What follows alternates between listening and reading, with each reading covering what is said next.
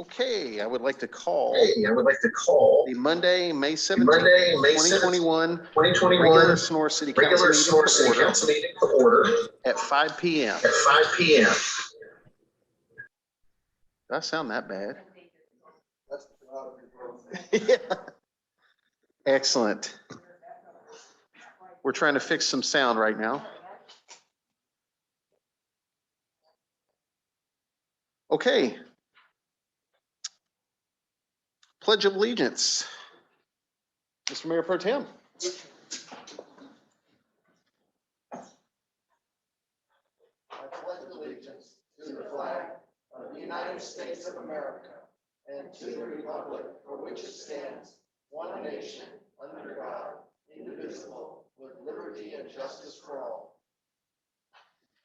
Thank you, Mr. Mayor Pro Tem. Roll call, please. Mayor Hawkins, Here. Mayor Pro Tem Plummer, Here. Councilmember Garaventa, Here. Councilmember Segerstrom, Here. and Councilmember Such. Here. Okay, all of us are here. City Clerk's report on agenda posting. The agenda was posted on Thursday, May 13th at 2:50 p.m. Excellent, thank you. And then approval of the agenda. Everything look fine to the council members? Everything, no changes on the agenda. Excellent, thank you. Okay, next is presentations. Introduction of Sonora City Fire Department firefighter volunteer Jocelyn Layton and firefighter intern Braden Gordon. Amy New, Chief New. Good evening, Mr. Mayor, council members, members of the public that have joined us tonight. It is my great honor to introduce you to two of our newest firefighters, Jocelyn Layton, who's a volunteer with us, and Braden Gordon, who is an intern firefighter with us. Jocelyn is currently pursuing a career in the fire service. She plans to be a paramedic firefighter and enjoys emergency medical side of the firefighting business, which is a large percentage of our response. She grew up in Sacramento and San Jose, but just recently moved to Murphy's this past year. When she finished her last semester of general education at Columbia College, she went into the Fire Academy and completed her degree in fire technology. She is proud to be following in her grandfather and her father's footsteps, and she strives to serve her community the best way she can. This is Braden Gordon. He's 18 years old and was born and raised in Oakdale, California. He grew up riding dirt bikes and working for his dad, shoeing horses and doing ranch work. In the 7th grade, he found his interest in the fire service through a career project, and he's been hooked ever since. During high school, he was a Stanislaus Consolidated Fire Explorer his junior and senior years. He graduated high school in the class of 2020. Can't believe that, 2020. They're getting younger and I'm getting older. And then went straight into the Fire Academy and graduated this last spring. Sonora Fire hosted the career day for the Academy, and that's when Braden found his interest in the Sonora Fire Department and started doing a ride-along. He got his application turned in as soon as he could, and he just finished his 2nd month with the Sonora Fire Department and is excited to further his time with us. So without further ado, I'm gonna have you guys, if I could, you're okay, she's over there. I wanna make sure that we get some pictures since family can't be here yet.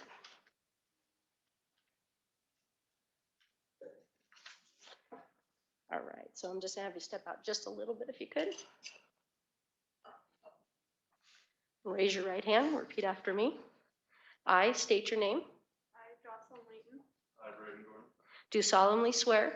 Do solemnly swear. That I will support and defend. That I will support and defend. The Constitution of the United States. The Constitution of the United States. And the Constitution of the State of California. And the Constitution of the State of California. Against all enemies. Against all enemies. Foreign and domestic. Foreign and domestic. That I will bear true faith and allegiance. That I will bear true Faith and allegiance, yeah.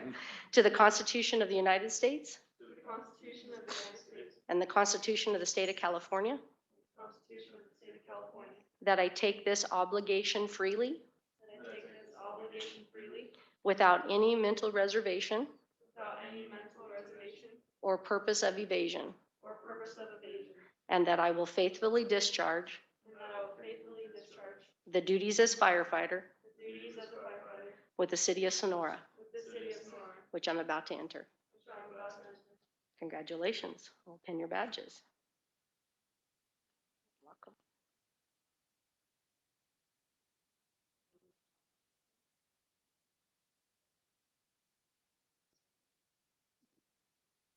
Congratulations.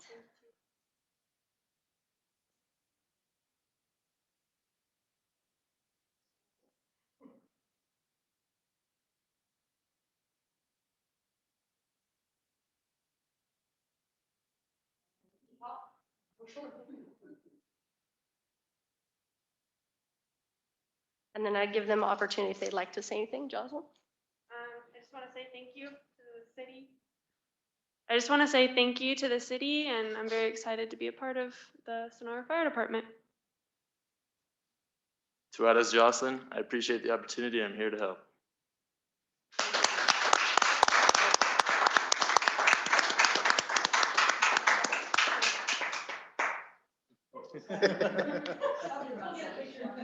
Thank you, Chief New, and thank you to our new firefighters. Okay, so next is public comment on non-agenda items. This is items that are not on the agenda right now. The public may address the council on any item of public interest not otherwise on the agenda that is within the jurisdiction of the city. No action can be taken. Matters to be addressed may be referred to city staff or placed on subsequent meeting agendas. Speakers are limited to a 3-minute presentation. And again, this is for non-agenda items. So if you have public comment on non-agenda item, please raise your hand using the raise your hand feature, or if you are on a phone line, please dial *9 to raise your hand. At this time, Mr. Mayor, we have Lori with her hand raised. Go ahead, Lori. Hi. Hi, so I'm here today to talk to you a little bit about what Tuolumne County Arts is doing. We have 3 or 4 projects coming up all the way through the fall, but the first one I want to tell you about is in honor of our iconic Red Church. And Tuolumne County art members and Motherlode Art Association will be doing a plein air event at the Red Church on June 5th, where the local artists will station themselves all around the church to paint them. And they love to share, so that we'd love to invite you to come by and witness this event. And then once those paintings are done on June 5th, they will be on display in our gallery, our new space at 21 North Washington on second Saturday, June 12th, along with some other really fantastic consigned art pieces of the Red Church, some Charles Surendorf prints, photos, and cards, all showcasing this architectural gem of our city. This show will be up for the summer months, but you can come by on June 12th to enjoy the grand opening of the event. And we feel that having this here for the summer months will be perfect for our visitors to take home a little piece of our city in an image of the Red Church. Thank you. Okay, thank you, Lori. Mayor, next public comment is from the Sonora Chamber of Commerce. Okay, go ahead. I bet I know who this is. Yes, good evening, Mr. Mayor and council members. It is Katie Dunn, President of the Sonora Chamber of Commerce. I have a couple of things I wanted to share this evening. First off, tomorrow night is our first live mixer at Chester and Push Horse Rescue. It starts at 5:30 and goes to 7. It is located off of Highway 49 at 8926 Borrego. I think I'm saying this correctly. Figueroa Road. And we should have our sandwich sign out there, so you'll be able to know where to turn. So we're really excited about having our first live mixer. The other thing I wanted to share with you is Christmastown Sonora. I think you might have heard a little buzz about this from Council Member Segerstrom, but Christmastown Sonora, it's our goal to be in the top 10 Christmas towns nationally. And if you Google Christmas towns, you'll see all these different towns that pop up. And we really wanted to take our little Sonora, what we built on last year, and take it to the next level.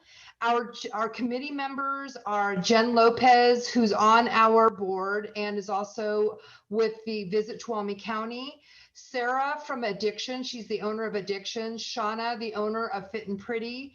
Jenny Jamie, who's with Century 21, is also on our board. Myself, Margot Welton, who is also on our board and is with Welton Design, and Council Member Ann Segerstrom. I wanted to share these committee members with you because this is, I think, the first time that the city, the chamber, and the merchants have worked together on a project. So I'm really excited about it. And what we really hope to accomplish is to deck out downtown Sonora with lights, garlands, ribbons, and bows, including our light poles. Every building will be outlined in lights, with the red church being our focal point. There'll be a Santa's Village in Courthouse Park. Obviously, we have to work out the logistics with the county and really take Santa to the next level there, and maybe even have a mailbox for kids to mail their letters to Santa. Sorry. Also, as far as fundraising goes, the chamber has committed to match up to $10,000 to whatever we can fundraise with our merchants and businesses downtown. Thank you. Thanks. Oh, Councilmember Segerstrom? I just wanted to clarify that I am on the committee as just a citizen volunteer and not as a council person. Okay. Thank you. Anyone else for non-agenda items? At this time, Mr. Mayor, I don't see any other hands raised. Okay. Okay, so next is going to be the consent calendar. Items on the consent calendar are considered routine and will be voted on in one motion unless a council member or a member of the public has a question or wishes to discuss an item. In that case, the item will be removed from the consent calendar and considered separately. Anyone like to remove anything from consent calendar? Okay. Is there any public comment on the consent calendar? If you have a comment on the consent calendar, please raise your hand using the raise your hand feature. Mr. Mayor, there is a public comment from the last four digits of 1626. Okay. And go ahead and dial *6 to unmute yourself. Can you hear me? Yes. The public comments on non items is already over. I mean, it's like I had 1 second to dial my hand up. Actually, we did leave that open for a little while longer than 1 second. Yeah. I mean, I pushed it as hard as I could, as fast as I could. There's nobody else that's raised their hand for the public? No, we have went past that, and we did give plenty of time. Oh, yeah, because you like to go past that, huh? Okay, thank you. Okay, is there any comment on the consent calendar? Mr. Mayor, at this time, I do not see any additional comments, but I will call for one last time. If you have a comment for consent items, please raise your hand using the raise your hand feature or dial *9 if you are on a phone line. And at this time, I do not see any raised hands. Okay, looking for a motion and a second. I'll move on to approve the consent calendar. Second. Okay, motion by Councilmember Garaventa, second by Mayor Pro Tem Plummer. Roll call vote, please, Jody. Mayor Hawkins, Aye. Mayor Pro Tem Plummer, Aye. Councilmember Garaventa, Aye. Councilmember Segerstrom, Aye. and Councilmember Such. Aye. Okay, passes 5-0. Circle these, I stay organized. Okay, so next is unfinished business.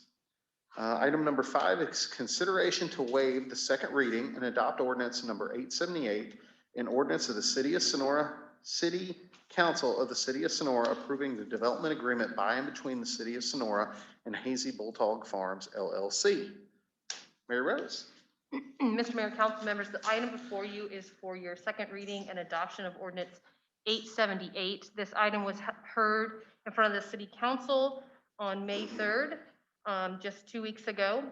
And if you recall during the discussion on the first reading, The development agreement that's before you is a new agreement from Haley Bulldog. They're requesting to change sites from their original site of 1243 Mona Way to a new site at 1201 Mona Way. Under the terms of the agreement, they would not be allowed to operate both development agreement permits. So once their new site is open and operational, the original development agreement at 1243 Mona Way would cease.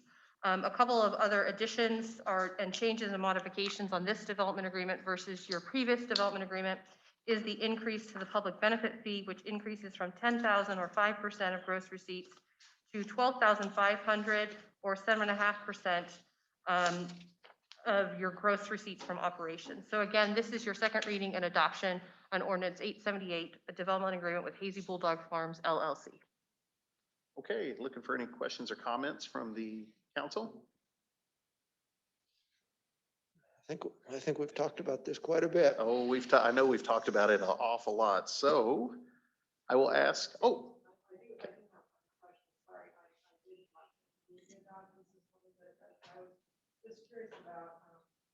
Page 30, section 2.8.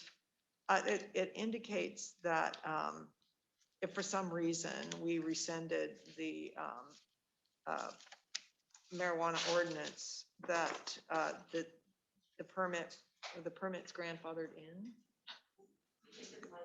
Oh, sorry. That this particular permit would be grandfathered in, and he would be able to continue with. It's just the way it's worded. I was kind of interested. Would you like to see my Section copy? 2.8, was it? On page 30 of the, well, it's 12 of 29 of the.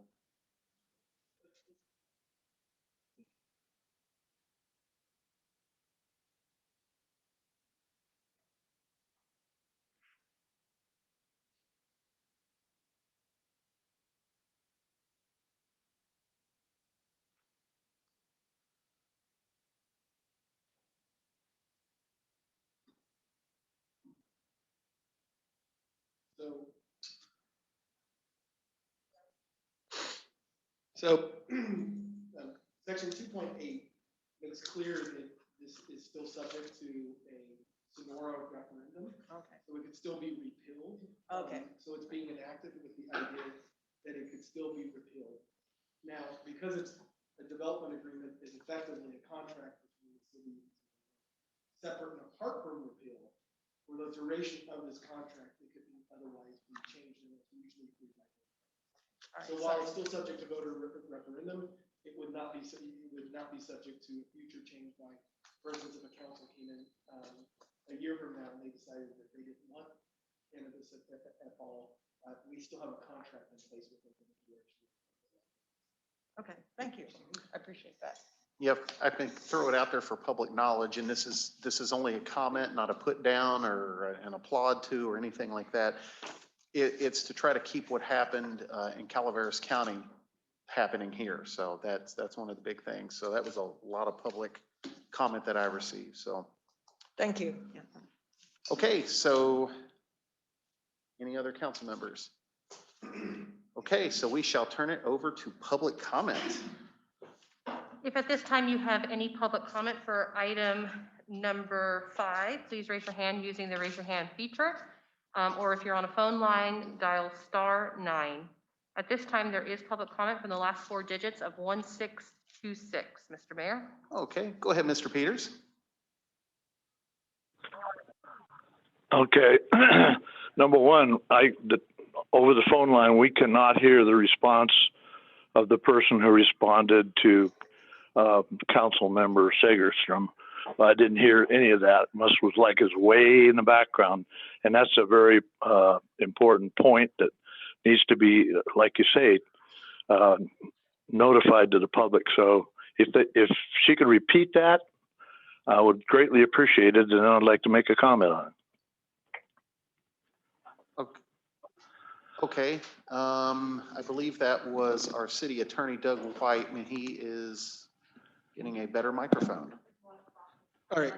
Yes, let's stop his time. Okay, so So just to be clear, the provision that we're referring to was 2.8. It has a reference in there that the decisions that the development agreement that's before you is still subject to City of Sonora voter referendum, meaning that it could be repealed by referendum, and that they enter into this contract knowing that it can be repealed by voter referendum.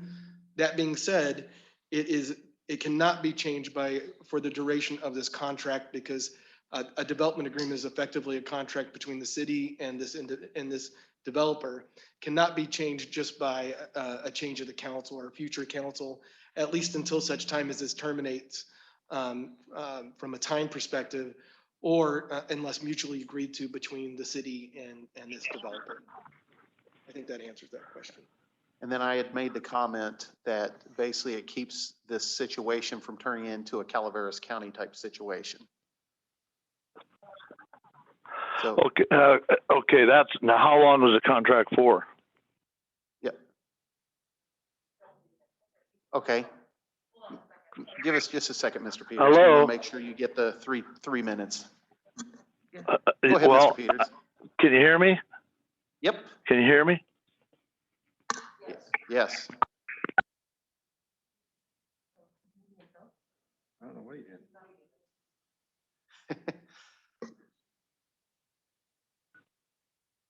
Go ahead, Mr. Peters. Unmute yourself, and we are listening.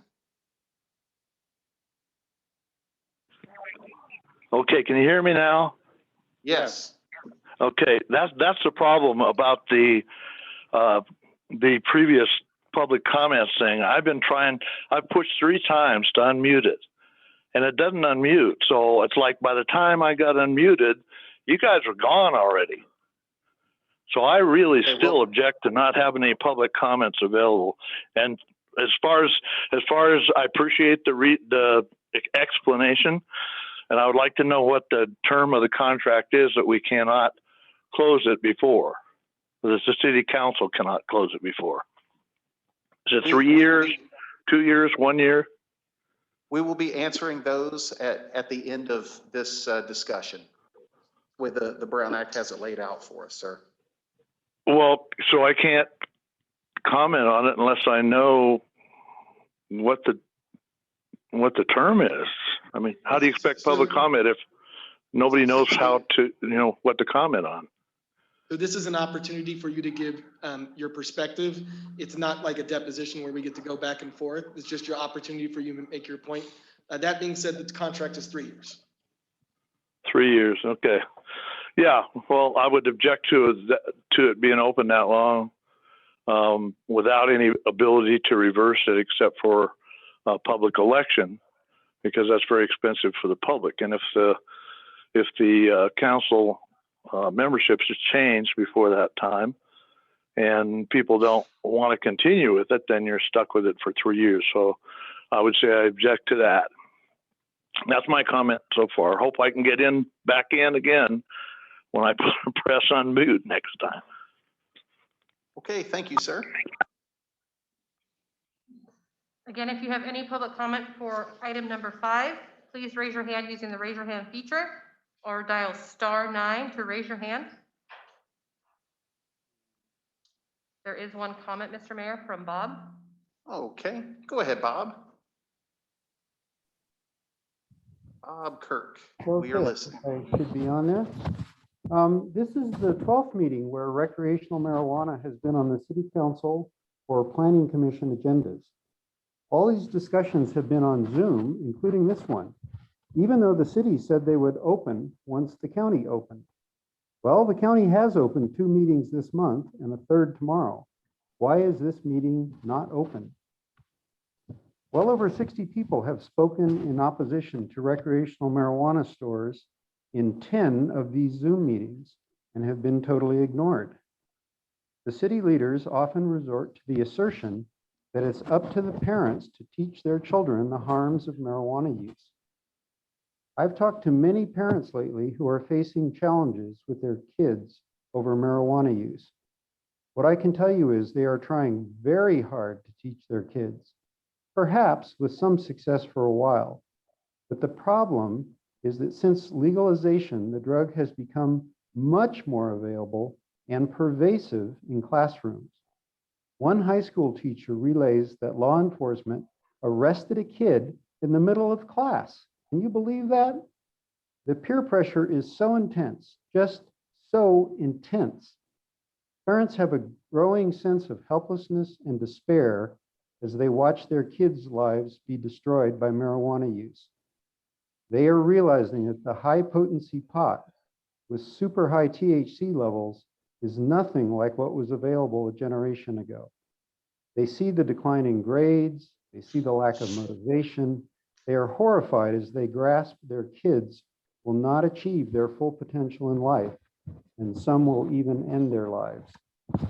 Instead of being part of the solution, government has become part of the problem. The city of Sonora is actively promoting the use of recreational marijuana so it can fill its pockets with money, dirty money. The city will not even spend 1 penny on youth education. The city has become what we used to call a pusher. Meanwhile, the city has or is receiving $900,000 from the American Rescue Plan Act. And the city of Sonora is an opportunity zone to promote private investment. A smart city council would leverage the $900,000 to attract 30 millions seconds. of private investment into the city, which would boost the local economy, enhance the quality of life, and of course, generate more tax revenue. In all these meetings, I've never once heard this discussed. Instead, the city is going for the quick fix, unintended, which will bring increased drug addiction, increased mental illness, increased homelessness, and more economic blight. For once in your lives, be responsible adults and vote no on recreational Hi, drugs. Mr. Mayor. Thank you. Okay, Bob, your time is up. Thank you. Your next public comment, Mr. Mayor, is from Jeff Muzio. Okay, Jeff, go ahead. Hello, good evening. Thank you guys for once again taking this up. I just wanted to quickly say that, my 11,000 people that are part of my dispensary that have all signed up to be part of it, all thank you guys for moving forward on this and considering it. It's a big benefit to the community, and not sure if I've turned it into you guys, but I turned it into the county of several thousand signatures with professions such as teachers and law enforcement and fire department people that all are in agreement that this is good for the city. And I'm just really excited that you guys have considered this, and just want to thank you one last time before we move forward. Excellent. Thank you, Mr. Muzio. Your next public speaker is from Darren Duez. Go ahead, Darren. Thank you. Maybe we need to put out the portion of how the city is getting a minuscule amount of what the percentage could be. This is a legal drug. It is a drug. Don't do it if you don't want to do it. Just like cigarettes, just like alcohol. Murphy's has got wine. They do a huge amount of wine. What's the study of drunk drivers and kids that drink and do all this stuff? What's the difference? I think when we get those skewed statistics from people that are scared, they really need to sit down and do a better ideology of what we're talking about here. The county or the city is not making millions of dollars off this. If you look through there, that 7.5% looked like it was about 12,000 or 7.5% from that, which is almost probably not enough to pay one police officer or pay one fireman or pay one with all the stuff they have to pay for behind that. So when you say it's a cash crop for it, not really, and if there's going to be 3 and there's 3 that do it, it's not really.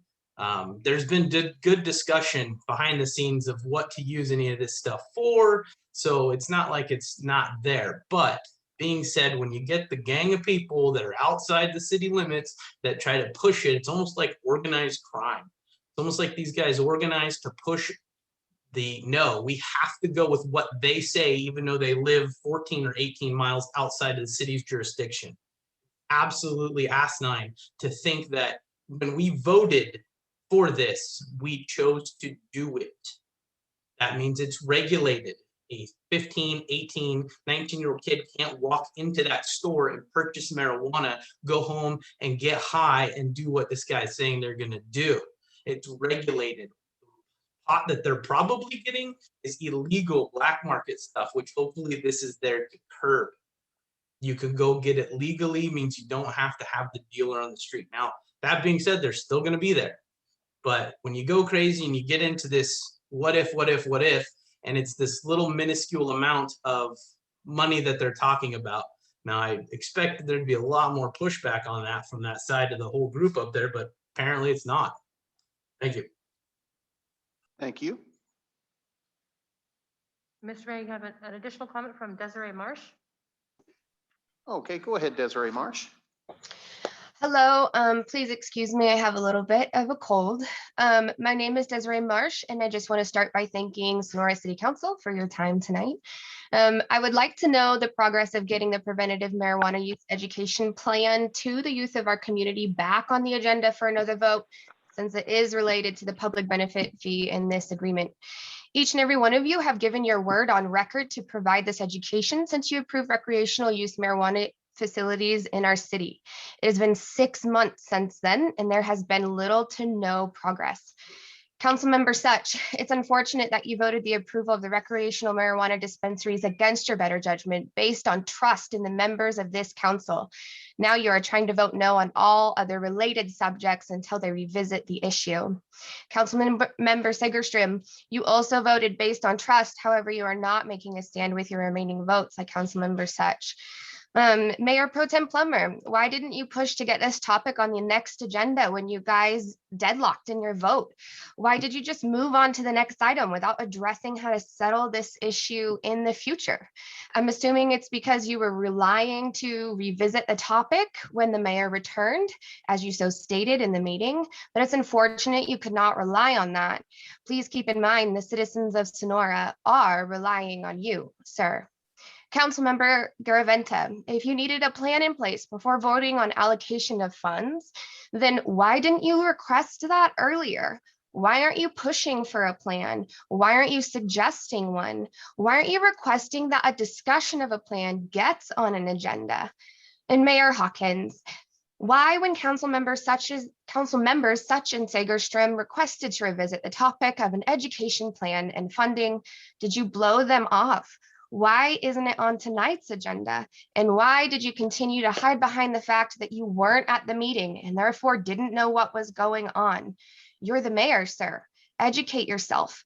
Take the time to watch the videos or read the minutes provided to the public. You all have given each other, your office, and the city of Sonora your word to provide this education and funding. You have already approved the recreational dispensaries in our cities. Now we expect you to deliver on your best efforts of managing the impact of that decision on the youth of our children. Thank you. Thank you.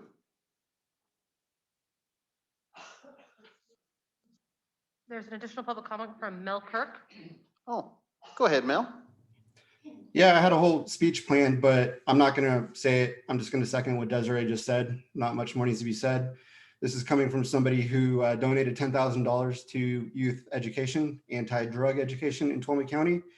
And it's just the beginning, guys, and we're not going away. So thank you very much. Thank you, Mel. Your next public speaker is from Dana Reel. Go ahead, Dana Reel. I would also like to say I agree with everything that was just said by Desiree Marsh. I'm a parent of 8, and I cannot believe that there's not more education. And I don't understand why we have to have 3 locations within a mile of each other if there's not much to benefit from it. It's all in one little area. I don't understand that we have the population for 3 locations within a mile of each other in the city of Sonora. I don't understand that at all. I don't see it necessary with a population of what, guesstimating 56,000 in a whole county. Really do not agree with what's happening here, but I definitely don't understand why we are not having more education like what was promised. Thank you. Thank you. At this time, if you have a public comment for item number 5, please raise your hand or dial *9. There is one public comment from Janet Rose, safelaunch.org.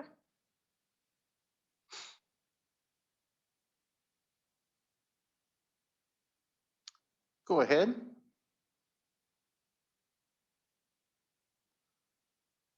Janet, we're asking you to unmute yourself. If you can unmute yourself and go ahead and speak.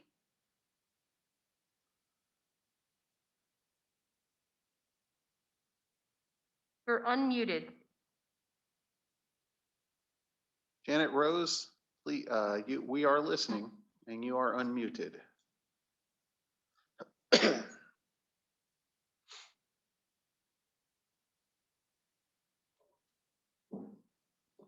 Okay.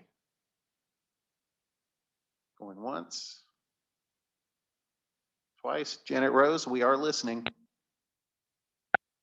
There she is. Janet, we can hear you.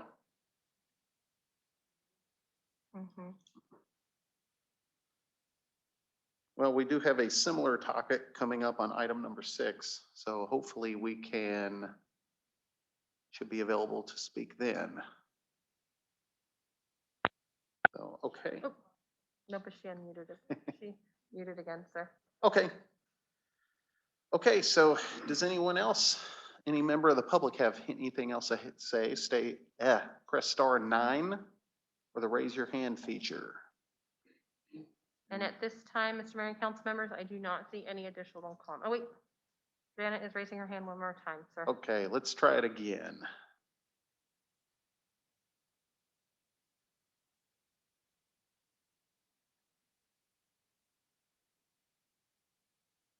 Okay, Janet, we are listening.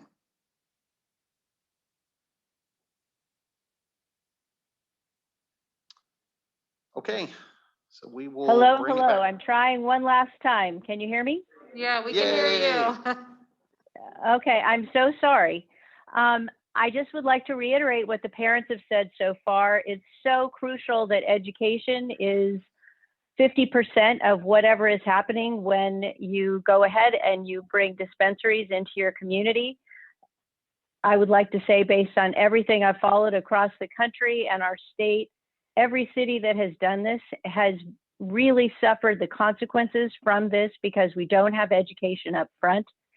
There's something called cannabis-induced psychosis, which you really should educate yourselves about and you should prepare for. It's not a small thing, it's a big thing. The social costs of legalizing all drugs, including alcohol and tobacco, which we already have, are about $8 to the $1 you might bring in. And I highly recommend that you do more research before you move forward. I know it's too late, you're getting ready to approve this, but I really urge caution, and I think that your community deserves better. Thank you for listening. Thank you. I'm glad she was able to speak. Okay, so if there is no one else of the public that is speaking on this particular item, we'll bring it back to the council. Okay, so a couple of things I wanted to, well, there's like 2 things I wanted to say, and the rest of the council I'd like to fill in, but something I'd really like to point out here. And this comes from what I think is good government that this council has done, and the council of the past before, and you were on here also, is that one of the reasons for a development agreement is that people take chances on the city, and development agreements are done for other things, retail establishments, that sort of thing. But what had happened in several localities in the state of California, including our neighbors over in Calaveras, was that there was a change of guard. And with that change of guard, marijuana was shut down over there almost overnight. And it cost the county a lot of money, millions of dollars, from what I remember from lawsuits and that sort of thing. And it created a lot of issues. And that's one of the things we're trying to not have here in the city of Sonora. So that's why development agreements are being offered. So that in the middle of the 3 years, there's no overnight change. And suddenly we find ourselves in a whole heap of legal trouble. Also, Mr. Muzio, I hope you're still on here. Okay, good, he is. You know, I want to thank you for staying steadfast and strong and being honest. I know that one of our supervisors, I know his brother, his dad, and a bunch of his church members are on here, and called you names that, quite frankly, it was appalling to me, and I apologize for them. I wish they would apologize, but some of the things you were called or accused of in the community was just way over the top. And it was beyond dirty politics. And, you know, I apologize to you for that. So I think those are the two things I have right now. And then I'll ask for the council for any other comments. Now I'm hearing crickets. So again, questions, comments, or looking for a motion in a second. Mr. Mayor, if I could, there was a public comment that I just Oh, would like yes. to address to update the public. So what is before you would only allow for 2 recreational cannabis dispensaries in the city of Sonora, not 3. Although the council has allowed for the permitted to be 3, we are only permitting 2. So the development agreement before you, once fully executed and recorded and fully operational, Mr. Muzio's current space would cease to exist and cease to operate. So there would only be 2 dispensaries within the city of Sonora. At this time, staff is not looking at adding an additional permitted dispensary unless directed so by the council. And I think, you know, in consultation with the police chief and so forth, we'd like to be able to see how we're going forth in a number of different avenues before we bring forth any other additional dispensary. Okay. So I do have one question for our police chief.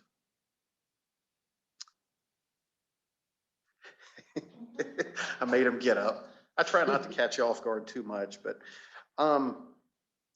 has there been a good amount of cooperation between Mr. Muzio and the police department? Yes, you talking about over the development agreement? The development agreement, basically, you know, you go down to do what you're supposed to do to check everything for the development agreement. I've had a lot of questions from the public about that. So, and I don't know the answer to it. Yes, actually, Mr. Muzio reached out ahead of time and wanted to schedule a time for me to come down and do a pre-inspection. And then we communicated some more. When he was ready, we went down, and whatever issues that arose, he was, you know, he quickly addressed and fixed them. So that's what we wanted. Okay, that answers it for me. So thank you. Anyone else?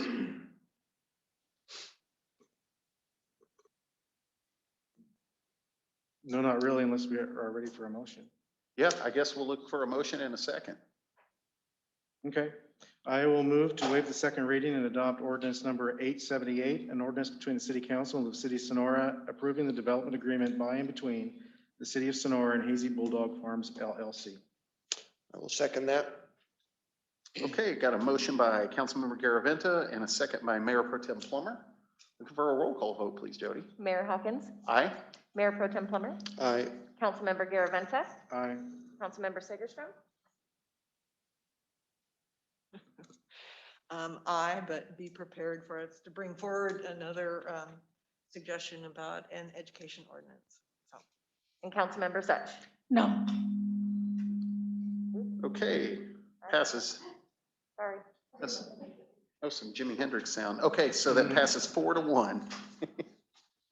Okay, on to item number 6, consideration to waive second reading and adopt ordinance number 879, an ordinance of the City Council of the City of Sonora approving the First Amendment to the development agreement by and between the City of Sonora and the Brack House LLC. Mary Rose. Mr. Mayor, council members, this item before you is much in line with the previous item. However, this is a First Amendment to the development agreement that was entered into by the City of Sonora and Brack House LLC in 2019. The First Amendment allows for the developer to enter into adult use cannabis at their site at 10 Calaveras Street Just like your previous item, it does increase the cost of your monthly public benefit fee from $10,000 a month or 5% of gross receipts to $12,500 or 7.5% of gross receipts. There is an additional caveat specifically for this developer as they have not quite yet opened at that site. That is, we require the developer to begin payment of at least $10,000 a month when the site, when there is no activity at the site. Once they are fully operational, then that would have increased to $12,500 a month.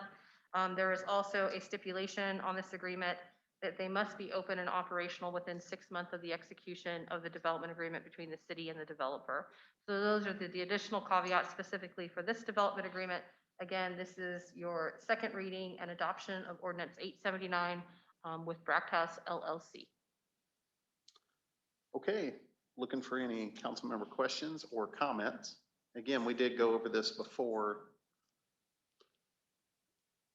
I do have a question, and that would be, how is progress coming so far? I realize that they currently have a time limit, or at least when we approve this, we'll have a time limit.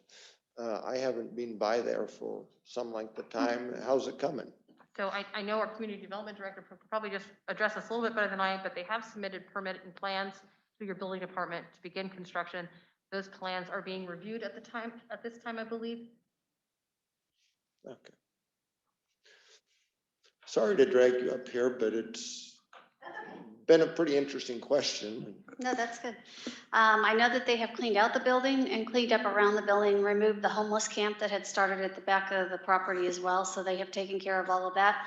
And what they have submitted, they've submitted their plans. They've had their first plan comments back, and we're waiting on the revisions. Okay, thank you very much. Okay, anyone else? Councilmember Sagestrom. I'm a little confused about the property and its relationship to the. I get that it's fine with the county, but I mean, what is in that county building?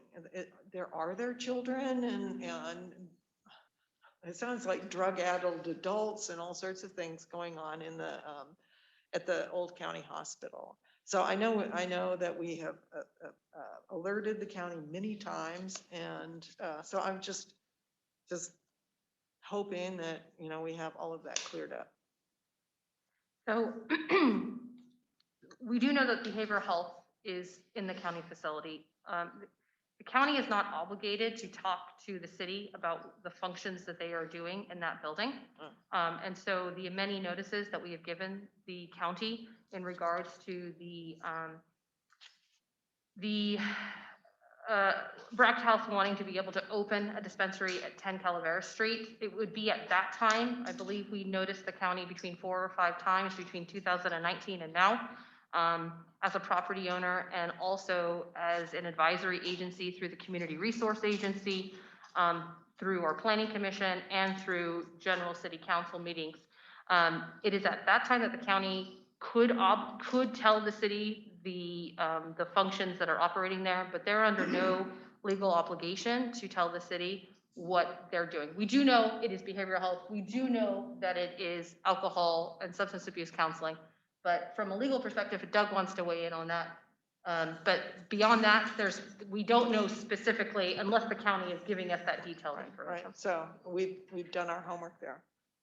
I'm sorry? We've done our homework there in terms of I mean, our obligatory. We have done our legal obligation. So I detailed at this previous board meeting, because it was brought up, that the city potentially could not have noticed the county enough, but we have. We went back and we checked. We noticed the county, like I said, between 4 or 5 times from a legal obligation, alerting them as a property owner of that facility, and then also as an advisory agency to the Planning Commission through the Community Resource Agency, Director Quincy Ailey. Thank you. So I guess the only thing I'll add is, based on what we know of going on in the county, it would not meet the definition that would make this activity prohibited or within the kind of sensitive use Right, proximity the requirements. 600 feet. Yeah, and so it wouldn't be an issue there. And ultimately, the cities are given the discretion to, that's only a state default. Cities are given the discretion to make, they can reduce it. So as an example, in Sacramento, they have a cannabis dispensary that's right across from a Montessori school. Sacramento decided that that was okay. The Montessori school put in a letter of support for the dispensary when it came in. I think it probably receives, help and funding from that thing. So it's my presumption. Okay. But so in that case, there's, virtually no proximity requirements, and that's allowed under the law as well. So we're fully compliant with the law, both in its default form and in our discretionary form. Thank you, Tim. I have a question along that line for our counselor, and that is, if, let's just say, a church, a nursery school, something comes in after the effect, they don't take any precedence. Okay. You do that. So you judge them at the time when the permit is pulled, because anyone coming in afterwards is on notice or should know, or they know it's there. Buys, leases, rents, right, subject to knowing that exists at the time, and that's taken into consideration. Okay, thank you. Thank you. Anyone else before we go to public comment? Oh, Councilmember Such. To answer your question, Ann, there's supervised visitation at Tuolumne General. It's in the old long-term care unit where, but children are not playing outside. It's just a place for children for supervised visitation. And it's very monitored. So it doesn't really meet the 600-foot requirement. I just want to say, I want to address the education issue. I am not against recreational marijuana. I just think the city should pay a reasonable and frankly a generous amount. I voted against, and also just to clarify, education did come before the council. It was a tied vote, and so it failed, but it did come before the council. I just think 1% of our profit is not anything close to adequate in terms of funding education. That's all. And I believe without commenting further, we need to be careful about breaking the Brown Act. I want to make sure that we're not doing anything, discussing other things to come up on the agenda, or that aren't on the agenda to talk about them right now. That's why I'm not saying a whole lot. So I guess I will ask for other council member comment. Okay, looking for public comment. At this time, if you have public comment for item number 6, please raise your hand using the raise your hand feature or dial *9 if you are on a phone line. Your first public comment is from, Desiree, did you have your hand up? I saw it just go down. Okay. Okay, Desiree, I'm going to call you first because I saw you first. Go ahead. Thank you. I'm sorry about that. I'm glad we're talking about the location of the Brack House tonight, as it seems to have been some general confusion in your last discussion on this topic. First, I would like to know why this council is continuing to move forward with this Brack House agreement when you're unaware of the Family Visitation Center and its operations. I'm genuinely asking, so I expect my question to be written down by one of you and specifically addressed in your unlimited amount of time to respond to public comment. Why is this council continuing to move forward with this location without first being certain of the surrounding facilities? I'm concerned that this council is simply being negligent of doing your due diligence before continuing to vote on this location. A simple Google search would have provided you with a basic understanding of what the visitation center does. I'll actually just let you look that up. I have it written out here, but I'm sure you're capable of that. So Council Member Segerstrom, you've spoken about how drug use is caused by childhood trauma. The visitation center is full of children who have gone through childhood trauma. Councilmember Such, you shared that when you were a minor, you knew where to find drugs in your community. You said that you knew what corner of the ball field the drug users preferred, and you simply stated, we just didn't go there. Well, moving forward on this location is bringing that corner of the ball field to the children. And by the way, there are children playing outside there. Councilmember Garaventa, when referring to the visitation center, you said, and quote, I would assume it is pretty controlled. I would think it would be a very controlled situation. As a foster parent, I have had firsthand experience with this facility, and I would like to inform you so you can stop voting based on assumption that it is not as controlled as you assert.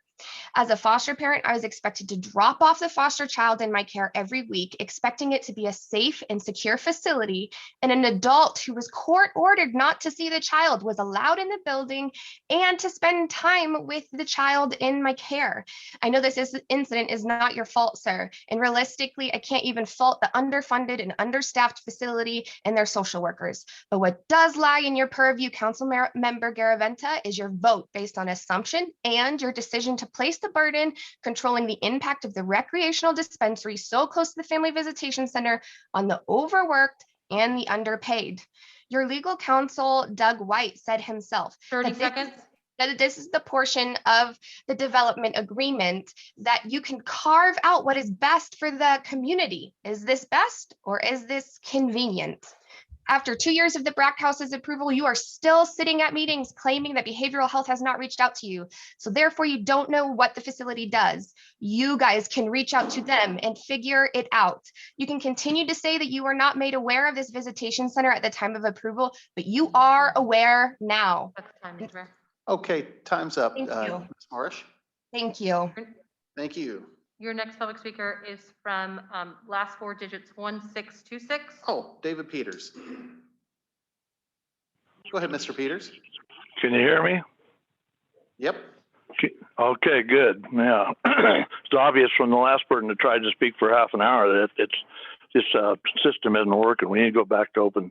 But at any rate, I will tell you, I know what that facility is as well.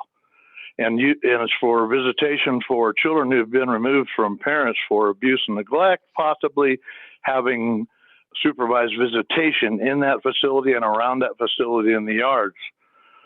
Now, I was a child protective services worker with Tuolumne County for 6 years.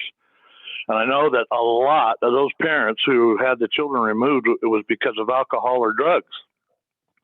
So you're sticking a facility that close to that facility to make drugs available to the parent who had their children removed because of drugs.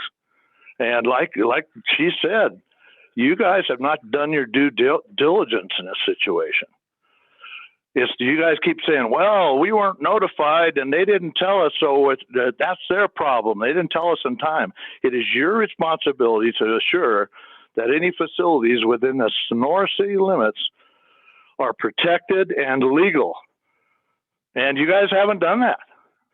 And in regards to this guy that said, oh, everybody lives outside of Sonora, is making comments and they shouldn't even say anything. Well, the Sonora Union High School has children from clear up to Strawberry practically go into the high school. They don't live in Sonora. Their parents don't live in Sonora. But that doesn't mean their parents shouldn't be concerned about a marijuana dispensary moving in 2 blocks from the high school if that happens up on the Columbia end, which I assume you guys are going to do because you just can't get enough of that money. So, I mean, you guys are not meeting your responsibilities and you're pushing through things just for the sake of money. You're selling the soul of the city down the tubes. I'm sorry to say that, but it's the truth. It's obvious from the way you guys are talking, especially with the little glee club going on with Mr. Plummer with the marijuana industry. And so, I mean, if you guys want to be rah, rah, rah and say, oh, yeah, my buddy over there, yeah. But I'll tell you what, the city of Sonora are going to pay for your mistakes because you're not listening to the people. Enough said. Thank you, Mr. Peters. Mr. Mayor and council members, the next speaker is from Tristan Salietta. Tristan, my friend Tristan. Go ahead, Tristan. Yes, I want to congratulate you on moving forward. Excuse me, some of us may continue to be homegrown, but some of us would like to contribute to the local economy, and I like to see you offering opportunities to incorporate the legality into our culture. Thank you so much. Thank you, Tristan. Again, if you would like to make, excuse me, additional public comment from Bob. Okay, Bob Kirk, go ahead. There we go. Thank you. We are probably all familiar with the ancient African proverb that says, it takes a village to raise a child. How is our village doing to help raise our youth? Let's see, we have lots of sports activities, some skate parks and swimming pools. We have the YES partnership, mentoring programs, PTAs, and concerned parents and grandparents. But we also have ongoing nefarious efforts which will increase drug availability to our children. Yes, we do. Despite the popular buzz created by the big pot industry, marijuana is a gateway drug. Marijuana does contribute to mental illness. Marijuana does contribute to homelessness. Marijuana does lead to loss of IQ and developing brains. Marijuana does lead to loss of motivation. Marijuana does cause health problems. Marijuana does contribute to car accidents and deaths. Marijuana does cause people to commit suicide. Our village is concerned about our youth, but a very important part of the village leadership, the city government, is clearly stating it is not concerned. In fact, it is so unconcerned that it's breaking its own rule about keeping pot stores at least 600 feet away from youth facilities. Less than 200 feet from the 10 Calavera Street location is the Tuolumne County Youth and Family Visitation Center. The city didn't even know it was there, and since being notified of its existence, apparently hasn't even bothered to find out what goes on there. What goes on there is caring people working with dysfunctional families to bring restoration. Arguably, a high percentage of these situations involve drug use. So to put it in perspective, a family can go there for counseling and go next door to buy more pot. That's just great. Okay, go ahead. Argue the letter of the law doesn't specifically list Youth and Family Visitation Center, but the spirit of the law is clear. Keep pot away from youth. Fortunately, we don't live in a village of lawyers, and we are not fooled. We may be numbed into silence by your refusal to listen, but we are not fooled. We see the callousness, we see the greed, we see that you will not even put one penny towards youth education. It's not too late to do the right thing. I implore you to do the right 30 thing. seconds. Please vote no. Okay, thank you, Mr. Kirk. Mayor, council members, your next public speaker is from Mel Kirk. Okay, go ahead, Mel. Thank you again, Council. Yeah, so it's fun to hear your rebuttal, Matt, and to be called, say that we're calling people names. And I try not to get caught up in the minutia of small town garbage. And you as a mayor just want to put yourself there. So let's go for it. I'll call you publicly a liar for many things. One, for not committing and giving you committed to youth education. You said so many times and you haven't done it. And then when faced with the ability to do it, you turned it down. You're now not following your own ordinance and your own rule. So the ordinance itself is a lie. If you're going to place this facility within 200 feet of a facility that is not supposed to be allowed, you are lying about having public meetings. You were going to open up. Let us come talk to you face to face. Let's look each other in the eye and talk about difficult things. No, but you want to hide behind a camera. You want to hide behind Zoom. And there you go. You're a liar. Thank you. Thank you, Mr. Kirk. Mr. Mayor, council members, your next public speaker is from Pablo Lopez. Okay, Pablo, go ahead. Thank you. So, I think we're hearing a lot of testimony from... Mr. Lopez, we can barely hear you. Can you speak up, please? Yeah, can you hear me now? A little bit better. I'm sorry, I don't know what's going on with my mic. Okay, that's better. Great. Is that good? Yes. Okay, sorry about that. So you're hearing a lot from, community members, and I think it's important, since there's so much literature on marijuana, to just kind of point out some statistics, right? So according to the preventative medicine reports from 2021, they studied basically, the effects of marijuana from teenagers, 16 to 19 years old. And what the numbers show is that the legalization of cannabis does not in any way cause any uptick on the use of cannabis in youth. So there's just no evidence for that, right? According to the Journal of Adolescent Health in a 2020 study, it showed that usually there's a small tick, right, in use, and then a deep decline following it, right? People try and they're like, oh, it's not for me, right? So, a lot of people talking about this, saying do your own research, it would be great if people cited their studies, right? Like, where are you guys getting these numbers? Another one's from the American Journal of Public Health from 2020, right? It showed that following, the legalization in some of the states from 2000 to 2019, there was actually a 7% decrease in marijuana use, in those states. Other things that we see, right, is criminal activity. In a regional science and urban economics study from 2019, it shows that there's actually a downward trend in criminal activity following the legalization of marijuana, right, because there's less resources used to the enforcement of that. I mean, I can go on and on about this, but for the most part, we see that legalization of marijuana in the community is a good thing. Yeah, so thanks. Thank you, Mr. Lopez. Again, if you have additional public comments for this item number 6, please raise your hand. And there is another public comment with the last 4 digits of 5799. Please unmute yourself, dialing *6. Hello.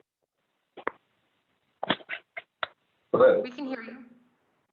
Hello, my name is Tom Calmes. I am operator of Brack House at 10 Calaveras. I'm just hearing a lot of misinformation here.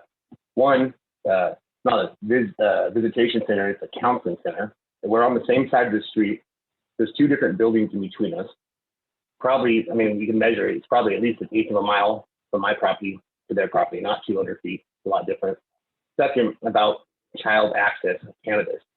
We're a store that's going to be completely locked up. No one is going to be able to possibly enter the building without going through the security guard. 2 different sets of locked doors, having to be checked ID.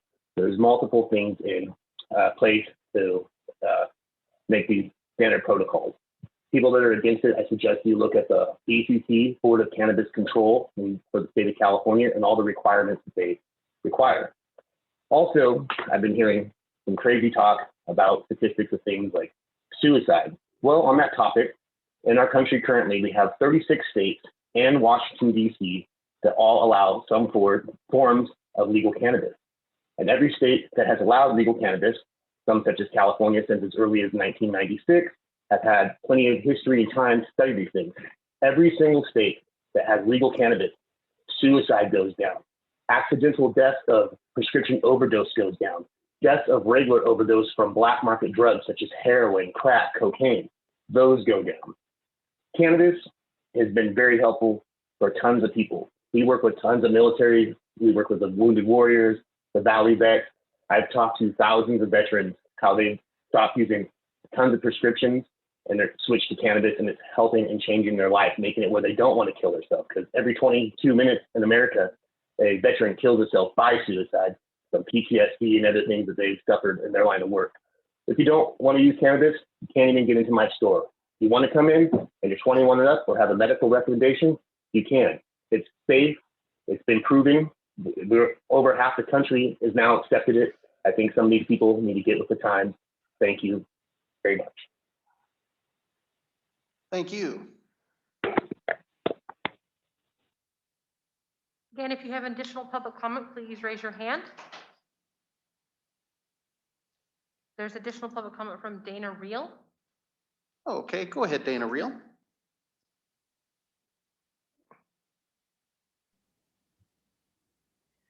Thank you so much. I appreciate the time that you guys are taking, allowing public comment. I would have to say that I would still agree with Mr. Peters, and again with Desiree Marsh, and with Mr. Bob Kirk. And I do not appreciate that at the end of public comment, Mr. Mayor, that you have this need to address who we are in the community and make it personal towards us about our public comment or where people go to church. I don't know where that even has any bearing on any of this. And I honestly really don't care where people go to church. So I don't care that the Kirks are like family. So they're family. They're family oriented. So what? But is that necessary for you to comment on and make it a personal thing? No, it is not. It's not. It's unnecessary. I do not feel that the agreement of the location is appropriate. I, as a previous foster parent, would not appreciate having to deal with that around everything else that I'm trying to help or deal with at the time, having to visit or take a child to visitations there. I don't think other parents need that. I don't see the necessity of having 2 locations since I was corrected that there's not 3. I don't see the necessity of having 2 locations. I don't understand it. It's not like you guys have lines going around the block for your first location. It's unnecessary. I can see it if it was a gas station. I can't see it if it's for marijuana use. So again, I'm a parent in the Sonora High District. I would appreciate it if you would vote no on any more future plans and even on this. Thank you so much for your time. Thank you. At this time, Councilmember and Mr. Mayor, you have public comment from Candace Myers. Okay, go ahead, Candace. Yeah, I just wanted to again voice my concern with the second location. It's totally unnecessary to have 2 of these dispensaries within a few miles of each other. There's no reason to do this since it's such a controversial topic to begin with. The other piece that I just wanted to remind council person Such and just that I listened again to today to when this ordinance was passed, and there was significant concern about education for children, and I haven't seen that has happened yet. And so I'm just going to try to hold the council accountable for what they said, including Mayor Hawkins. He was also had promised that there would be education given towards to kids to deal with the extra cannabis issue that's going to be going on in our community now. So again, I've been consistently against this, but it looks like it's going forward and it's a train that we can't really stop at this point. But I don't understand why we need a second location and why we don't have education going towards our kids from some of this revenue. That's it. Okay, thank you. And then at this time, Mr. Mayor, you have comment from Tristan Salietta, but I believe he's already commented on this item. Is it item 5 or item 6 he commented on? Yeah, I believe that's correct. He had already commented on 5 and we're on 6, so. We're getting quite a few people taking a second bite at the apple. Yeah. So Tristan, if you would like to speak, you disappeared. I'm here. Did I come through? Tristan? Yes, I appreciate your continuing with this. I think I made my position clear before because marijuana is legal in California. You can use it recreationally, you can use it medically, and incorporating it into the commerce of the community is sort of a benefit for the community. So because it's here already anyway. I'm sorry, that seems sort of obvious to me.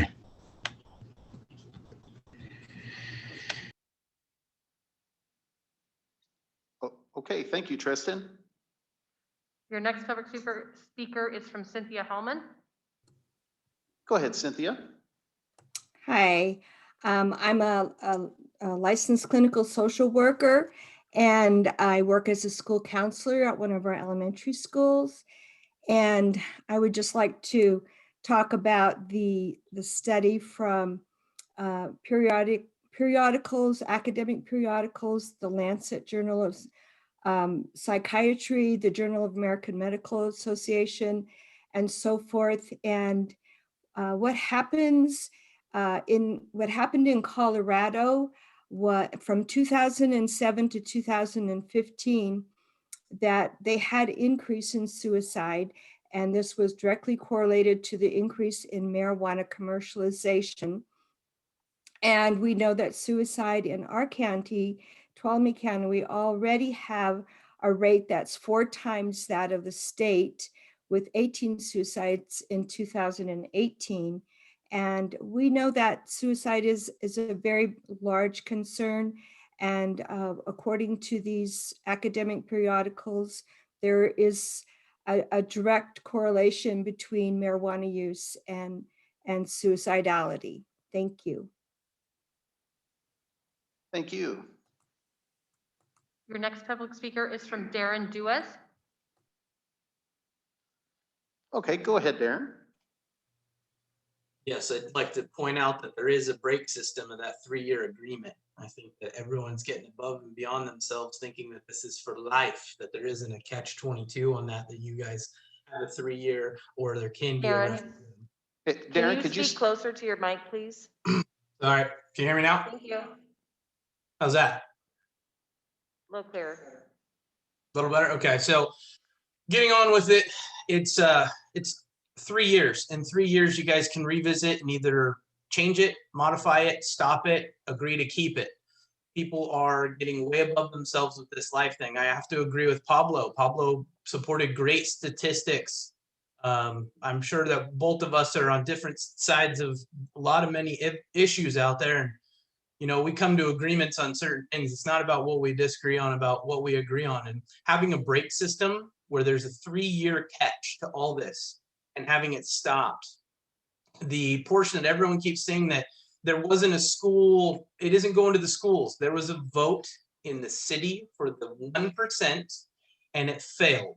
And then there was a vote for a 10% of that and it failed. Could it come back? It's maybe, you know, but it's a lot of stuff that has to be done on a different level. People keep trying to push opinions and push all this stuff.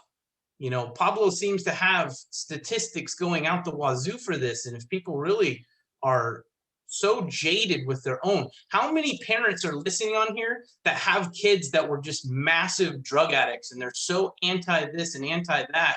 And it's like now they're on here preaching to the choir like they sit on a golden perch or something. That's just false. Again, I don't smoke pot, but you guys can all you want. People out there can all they want. It's legalized. There is going to be businesses for it. In 3 years, we're going to know. If a referendum happens, we're going to change it. There's a lot of things that can happen. These people just are instant non-changers. This is what has stifled the county growth and the city growth for the last 20 years. It's people don't want to open up. People don't want to try new things. Housing, stifled. The old city council, not you guys, was just horrible about that. The old board, horrible about that. You got to let that stuff go. We got to try some stuff. If it doesn't work, cancel it. 30 seconds. Thank you. Thank you, Mr. Duez. Again, if there's additional public comment, please raise your hand. And at this time, Mr. Mayor and council members, I don't see any additional public comment. Excellent. We'll bring it back to the council. And I will be commenting on a few things on here. I feel the need, I should, but would any other council members like to say anything beforehand? Questions, comments? Actually, I think it is appropriate to thank the public for their input and to try and reiterate that we come here with pretty open minds and try and sincerely listen. It might not appear that way at this particular meeting because we've been dealing with this issue for some number of years, actually, but we're still listening and appreciate your input and advice. Thank you. Okay.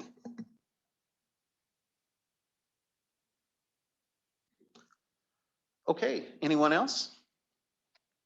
Okay, so I'll answer back with a couple things because I think there's some valid things in here. Mel Kirk had made some comments about me not telling the truth or something like that. And I'm not going to discuss the conversation that Mr. Kirk and I had, Mel Kirk, not Supervisor Kirk. But we went back and forth a good deal, text messaging one day and actually communicating, had some good discussions. I brought up some things and I made some things public that I felt that he did wrongly in the past. So that's where part of that comes from. The other was with, we talked about the name calling. This was for the last issue. That was me calling out a supervisor for falsely accusing and calling someone else names. And again, I apologize for that supervisor doing that sort of thing. The other part, I made a comment about the church. I'm sorry, but there's a whole group of people from one church that's on here. As a born again Christian myself, it drives me crazy because I look at it pretty simple. You know, I've never seen a church treat people so poorly in my life as this particular one. I know if I walked in there, I would be turned out immediately. So again, I'll throw that out there. Again, with the personal part of things, I'll be real clear. Many on these calls have made it very personal, so I gave it a little bit back and a few people got upset. Again, it is what it is. There's some good people on here, some really good people on here, and I appreciate your comments. It's a shame that more of this can't be as civil. I know that several of us as council members have gotten all kinds of insults, again, from one particular group thrown at us. And again, it just drives me crazy. So that's what I have to say. Mr. Mayor Pro Tem. It's sort of germane to the public interest in this and other issues. And when are we likely to get back to in-person public attendance? So I believe it was discussed a couple of meetings ago when the county made their announcement. There's still the social distancing requirement, and as you can tell, our council chambers are pretty small. It barely allows for staff to be able to maintain distance.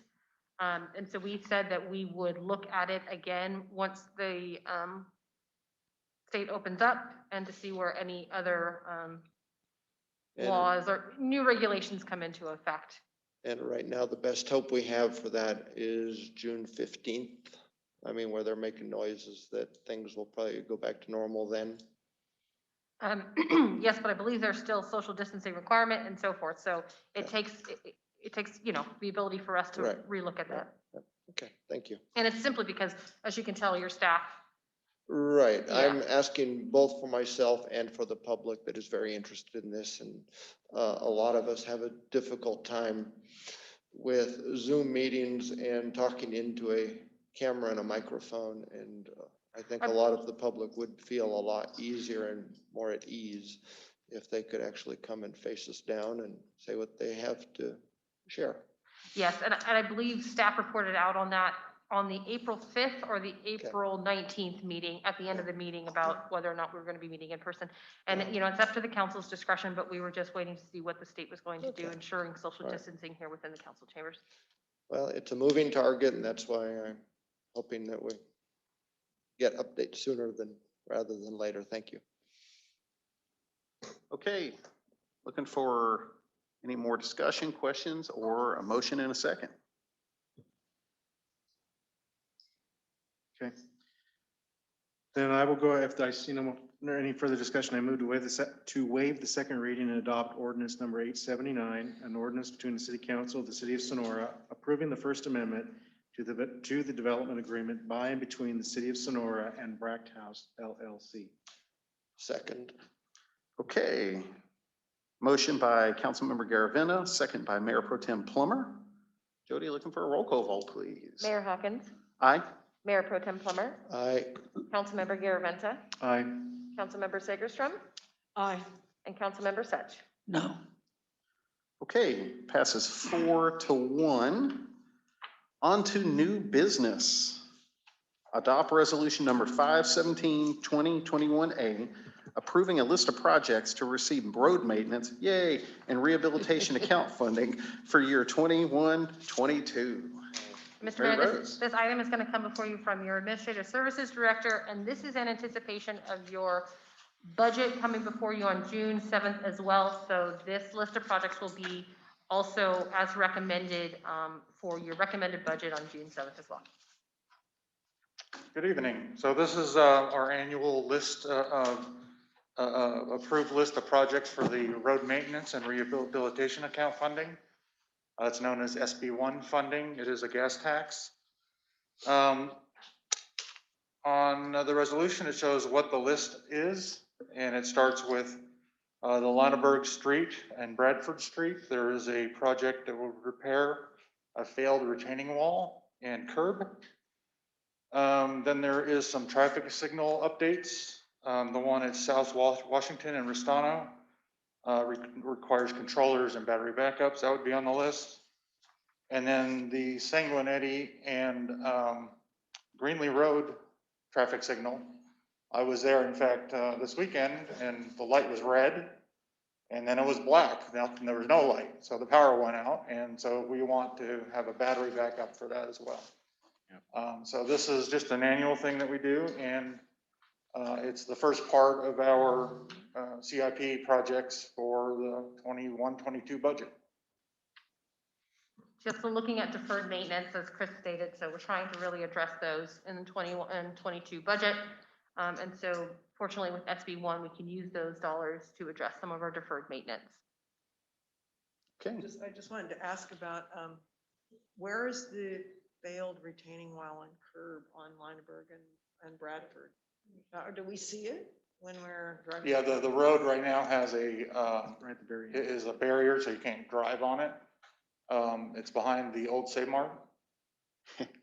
Lower Save Mart Road that has. I was thinking it was at Washington Street. Thank you. Yeah, no, that failed years ago in a weather event and has never been fixed. Yeah, no, that's true. Thank you. It's been there, it's been that way quite a while. And, Yeah, no, it's great that we can do dreadful. it. I'm just curious at how much each, do you have a rough estimate of how much each of these costs? I do. The Lanneberg project is $137,000. And then the traffic signals, for each signal, there's 2 on Restano. It's $15,360 each. And then the one traffic signal on Sanguinetti and Greenlee for the battery backup is $9,340. And yes, I went through that dark intersection as well during the last seemingly ongoing blackouts we seem to be having, by the way. Yep. The frequent occurrence. I think it's the summer of blackouts. So I just want to point out that the batteries have a 15-year lifespan, correct? I don't know the lifespan of the batteries. Okay. Now I was reading right here. Yeah, the projects, we have to assign a lifetime and yeah. Yeah. But they generally go obsolete, and so then we have to replace other hardware there as well. There's computers that become obsolete. It just 15 years is a good lifespan is all I'm really trying to point out. Yeah. So Yeah, we would hope, yeah. Any other, Councilmember Sutch? I just want to thank city staff for putting the Lineberg Bradford failure on as the priority over here. That's really great news. Thanks. Yeah, this is our 5th year of funding, and we've only spent I think $50,000 or $55,000 last year for striping, and so it's good that we can use it now for what has been needed for some time. It's really dangerous there. Yeah. Any other questions from council? Okay. So I guess we will look for public comment on the resolution approving the list of projects to receive road maintenance and rehabilitation account funding. If you have any public comments for this item number 7, please raise your hand using the raise your hand feature or *9 if you are on a phone. And at this time, Mr. Mayor and council members, I don't see any public comment. Okay, so I will bring it back to the council for further discussion and or a motion in a second. I'd like to make a motion to adopt Resolution 05172021A, approving the list of projects to receive road maintenance and rehabilitation account funding for fiscal year 21-22. And I will enthusiastically second that. Okay, motion by Councilmember Sudge, second by Mayor Pro Tem Plummer. Roll call vote, please. Mayor Hawkins, Aye. Mayor Pro Tem Plummer, Aye. Councilmember Garaventa, Aye. Councilmember Segerstrom, Aye. and Councilmember Sutch. Aye. Okay, passes 5-0. And then on to new business. Number 8, authorize the closure of Bradford Street from Washington to Green Street and the possession and consumption of beer and wine from 3 p.m. to 9 p.m. on June 12th, July 10th, August 14th, September 11th, October 9th, November 13th, and December 11th, 2021 during the Sonora Chamber of Commerce's second Saturday Art Night. Mary Rose. Mr. Mayor, council members, this item is actually coming before you by your community development director. Briefly, I know we have had quite a bit of discussion about closure of Bradford Street in regards to Sonora Brewery.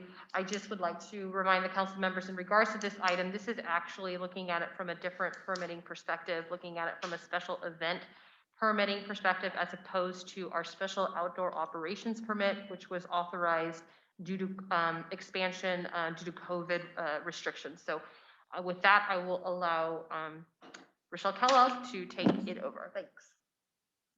Thank you. There's not a lot to add. This is our normal process that anybody would go through for a special event if they want to have it on a public facility of the cities. And so we did have them go through our normal special event application process. It is tied to an event. It's tied to Second Saturday. He is asking to close the street from 3 till 9 p.m. For setup and then cleanup after the event is over. And we included the dates that go through December of 2021. He is aware that he'll have to apply back in January. We didn't want to make it in perpetuity, so it does, we tied it to the annual year because they do have it year round. And he was fine with that. He understood. He is closing it for to have food and some entertainment, and also for beer and wine. So there's 2 things that we needed approval for this location. One is the street closure. The other is beer and wine, alcohol consumption and possessions. Some of the streets we can approve, and we don't need you guys to approve. We just need the alcohol approval. But on this case, you guys would need to approve both the location as well as the alcohol consumption. His permit will be tied to whatever ABC regulations are at the time. Right now it's different. What it might be in January will be different, but whatever ABC requires him to do to have the street closed and to serve alcohol, he would be tied to those regulations. So I just wanted to let you know that. And if you have any questions, but again, this is our normal process and that he's going through. And I would just like to add, the Chamber of Commerce is also endorsing this as the sponsor of Second Saturday. And I included a quote from the president of the Chamber of Commerce in your agenda packet because they did endorse it unanimously. And I'm sorry, I don't remember this, but the list of individuals contacted, was Bradford Place Inn and Gardens contacted? I just don't recognize the names. I don't know the name of the people that have it. I really can't tell you that. I'm sorry.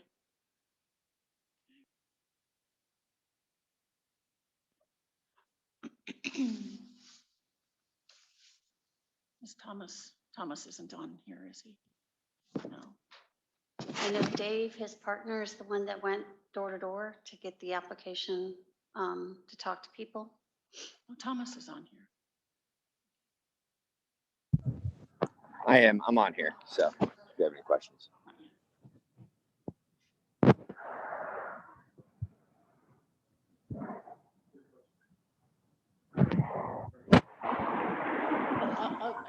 I can wait till it's time for public comment. Thomas, we're gonna mute you and then have you answer maybe the question during public comment. Sorry. And the other thing to keep in mind, and he's also aware of this, that he will not be allowed, Green Street will remain open and during this time. So he wouldn't be able to use the Green Street location under the current COVID allowance that he has and close Bradford Street. Bradford Street would be the closure. Green Street is to remain open to through traffic.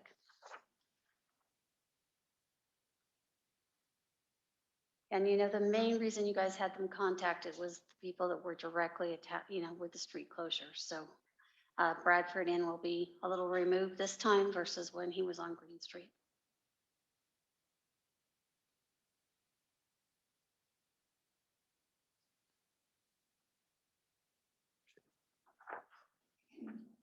Any other?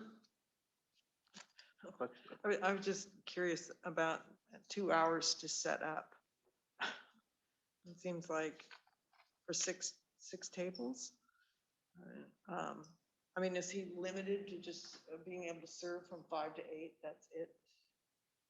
To serve? Yeah, well, I mean, the closure, the second I Saturday is mean, 5 you to 8. can, if you want to make that a condition of approving this, is that he can't serve. I know that they're going to have music out there, so the bands will be setting up as well. Oh, I see, okay. And I know when we do magic, we start closing streets at 3 o'clock for our event that starts at 6. Well, it doesn't say anything about the music. Now, if you guys, I don't plan on being down there and supervising when he starts, but if you want to make it a condition on it that he can't start before it starts, that's up to you guys as the council. We also have to anticipate any additional requirements that ABC could place on him with the COVID regulations, you know, dissipating. So Right. No, I Yeah. just, I'm thank you for the explanation. Yeah, he's done really well in the past with setting up and tearing down and everything. I don't have any Well, questions for that. it just didn't mention the music here, which of course would take time as well. Okay, any other council member questions or comments? Well, I just looked up the, Kim Rodriguez is part of the Bradford place.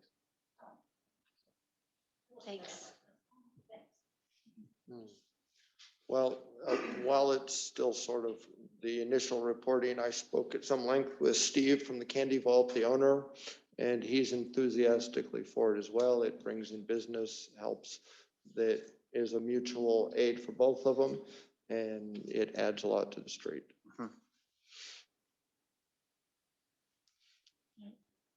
Oh, Councilmember Such.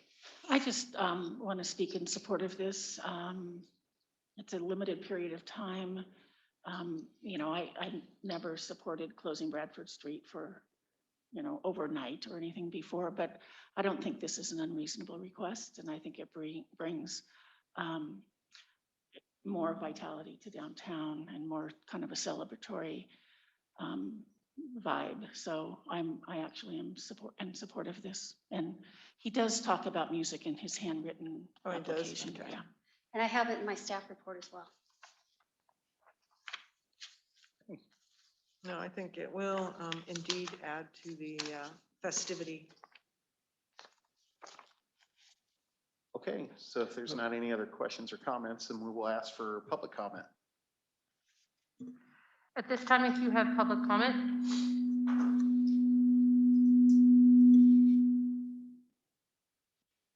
please raise your hand using the raise your hand feature or dial *9 if you are on a phone line. Your first public speaker is from Thad Waterbury. Can you hear me? Go ahead, Mr. Waterbury.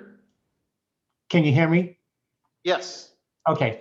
I'm opposed to closing Bradford Street. I live on the east side of Washington Street, and a good portion of Sonora is on the east side of Washington Street. If there were an emergency evacuation, that Bradford is our evacuation route. There's only two streets headed to the west, Stockton Street and Bradford Street, that half of Sonora could use to get out of town if we had to.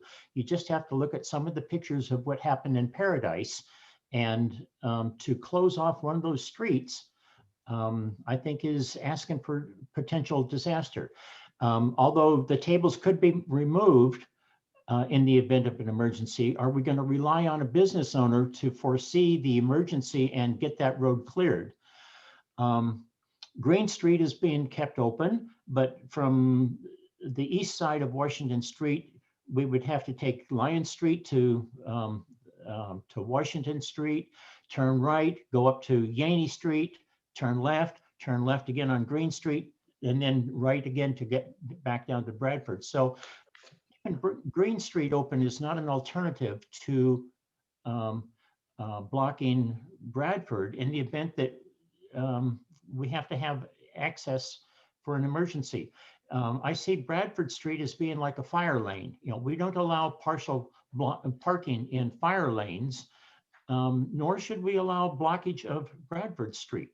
You know, emergencies just can happen so fast that I don't think that it's sound management to block one of our emergency exits.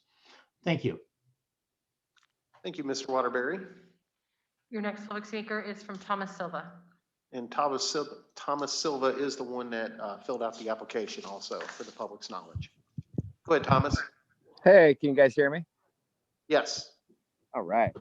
So I'll give you a quick view. I'm in San Francisco right now. The wife and I are just living a dream for a night out, but I'm going to take it off video. So we've been doing this, you know, been going through this for a while. I think this will be fine. I do understand the risk of, you know, if there was a potential paradise type situation, which was that was an aggressive fire at a very weird time of the day.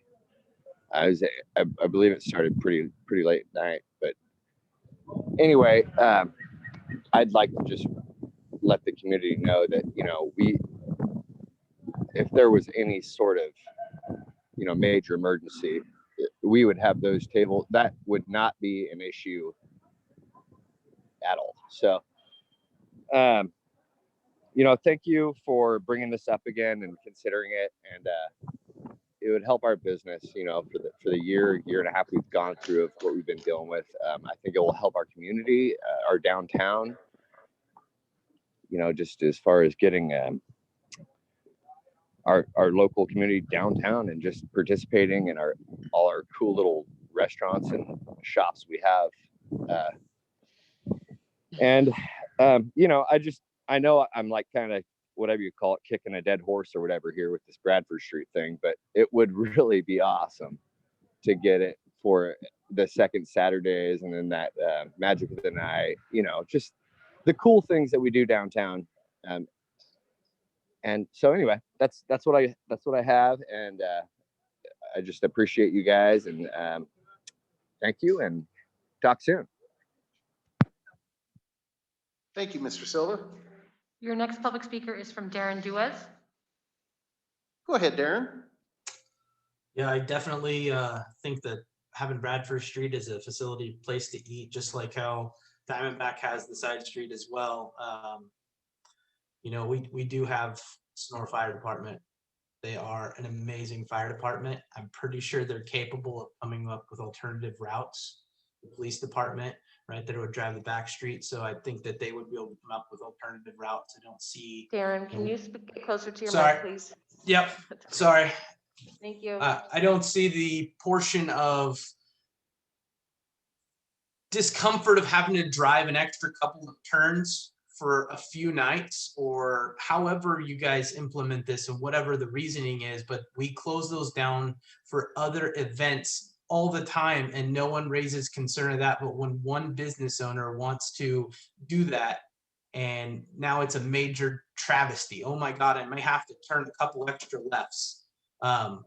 You know, we have a good fire department here. They're going to be on top of things. Sonora City has always been first arrivals. They're going to know what to do if a street is closed down. They're amazing at what they do. So I don't see saying that public safety is going to be harmed by closing one side street when there's 5 others they can take. Maybe they do have to take one more left. But in a catastrophic event, power's out, all the restaurants are going to be closed anyway. So if you're going to think about the infrastructure, that kind of stuff, you got to go with the whole boat. I say do it. Let them have business. I think Ann did something with hospitality. She'd be the expert on doing stuff like that. Facilitate for the businesses. Without the businesses, you guys don't have anything. Try to help them out, especially after a year of COVID. That's like raising taxes. You don't want to do that on people right after COVID. Give them every bit of help they need. Thank you. Thank you, Mr. Dues. Again, if you have public comment on this item, please raise your hand using the raise your hand feature, or *9 if you're on a phone line. Okay. And at this time, I don't see any additional public comment. Okay, so we'll bring it back to the council. I did want to note that I have walked all of this with Mr. Silva, and he went over his ideas on how to basically evacuate the street if need be, fire, emergency issues, that sort of thing. And I was pretty happy with it because I had a lot of the same questions about the fire and emergency vehicle issues. So I'm happy with everything that he went over with me. So looking for council member comment, questions, or a motion or a second. Well, yeah, you've known my recalcitrant on this stance on this issue in the past, and to me, it still remains. It's still the major east-west crossover in the case of emergency. If you think of water draining through the people as water draining through the basin that comes down Lion Streets, where's the quickest and most efficient way for them to get out is to go through Bradford and on through, instead of trying to maneuver around Stockton. Bradford is designated as a bypass to Stockton Street by Caltrans. This is still a state highway, even though we have our downtown in the middle of it. I just think it's just the happenstance that Thomas chose to put his brewery on Bradford, as opposed to another street. If it's another street, I wouldn't have an issue. Bradford to me is still the only real true east-west crossover in case of emergency, and it still is part of the circulation pattern of our city. So I did vote for the 2-week when we had the COVID. And that was to basically protect his business. I mean, that was I felt was a true emergency, but to do it to use Bradford as a regular ongoing possible closure street for events, I'm just not, I don't think it should be. So that's my stance on it. Okay, anyone else? Well, I'll let Councilmember Such go first, and then I would also like to make a Sorry, I comment. wasn't watching. But, we closed the entirety of Washington Street for the Motherlode Parade. So, it's not like we don't. That's a much bigger evacuation disaster than this 6 hours once a month when everyone's there. We can clear, it could be cleared in like 3 minutes, seems to me. So, that's it. So yes, in the past, Mr. Silva has blocked the street in a manner where it could be cleared in a few minutes, and any fire that we would have will give us a little more warning than that, period. I've spoken with a fair number of the merchants. It's one of the reasons I spoke with Steve from the Candy Vault, and they love it. It adds, like Diamondback, a lot to the outside ambiance that draws people in. I support this strongly and look forward to seeing it. Going forward, we'll see how it works, but I expect it to be a roaring success. And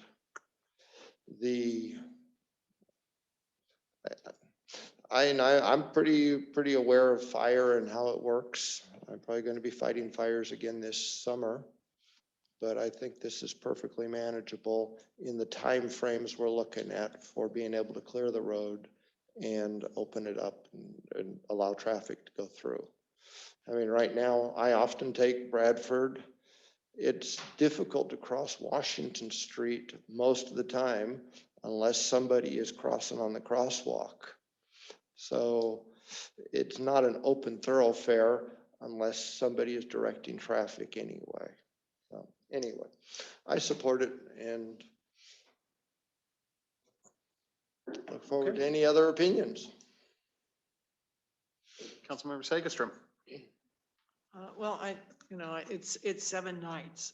It's not, and it's only going till December and then being, reconsidered. So I think that it's just a once a month opportunity to see if it does work.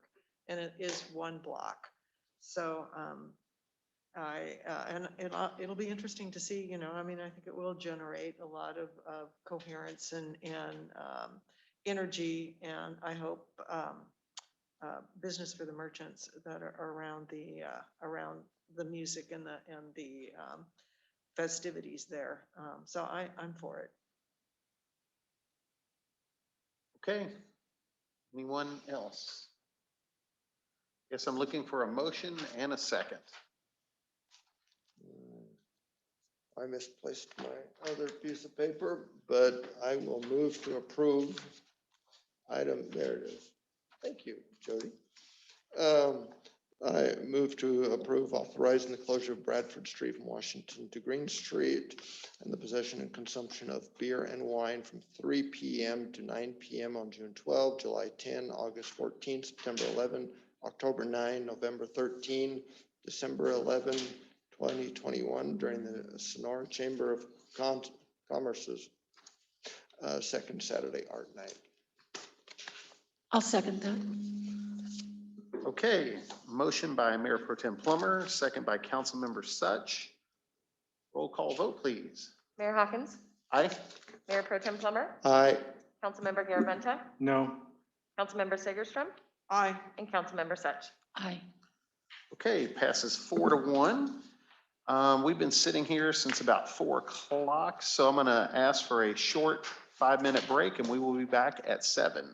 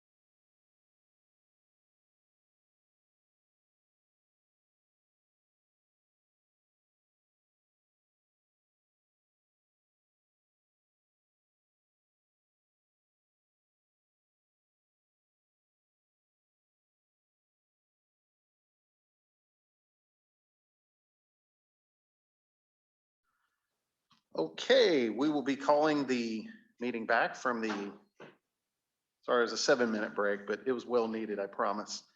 Okay, so item number 9 is consideration to provide staff direction to amend chapters 2.06 committee appointments and chapter 2.32.020 planning commission members number appointments. Mary Rose. Mr. Mayor, council members, the item coming before you is consideration to provide staff direction to amend chapters 2.06 committee appointments and chapter 2.32.020 planning commission member number appointment. If you recall, during the April 19, 2021 meeting, city council members discussed the planning commission selection process and appointment. During that meeting, Mayor Hawkins selected, selected 3 new planning commissioner members. And at the time, the city council moved to approve those 3 members on a 3-2 vote. It was discussed at the time that there needs to be future discussion on the selection process of committee members, both planning commission and general planning, committee members. There are 2 sections within your municipal code that talk specifically about committee member appointments, and I just listed those for you. It is also detailed in your Sonora City Council Handbook of Rules and Procedures, which state that the mayor shall make appointments to committees and commissions with confirmation from a majority of your city council members. I have attached both those ordinance code and the city council handbook for your review. Staff is asking direction on whether or not the council would like to amend the ordinance code section that provides how members, committee members and commissions are selected. Because it's through a municipal code, this would require a public hearing process, a first and second reading and final adoption of those committee members, of those ordinance code. Once that is done, if the council so chooses, then staff would go and amend and revise your city council handbook rules and procedures. So at this time, staff is only looking for direction, not a motion, but whether or not there would like to be any type of update, amendment, or so forth within your chapters 2.06 and chapters 2.32.020, which details your committee and commission appointments and selections. Okay, looking for council member questions and any statements, I guess, any discussion. Councilmember Segerstrom. I raised this issue because I felt that, from the application process through the selection process, that there was not, it was not democratic, it was not transparent. The application is woefully incomplete. I noticed people talked about maybe qualities, but not qualifications. And when the selection process, when the recommendations were delivered, I had made other selections, but was not in a position to either promote them or discuss them. So I'd like to see revisions where there is more council inclusion and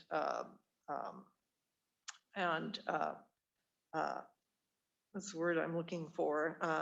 Participation in the process. And I'd also like to see the application become a more professional application that asks for qualifications and is maybe more targeted at informing the applicant about the job position. Okay.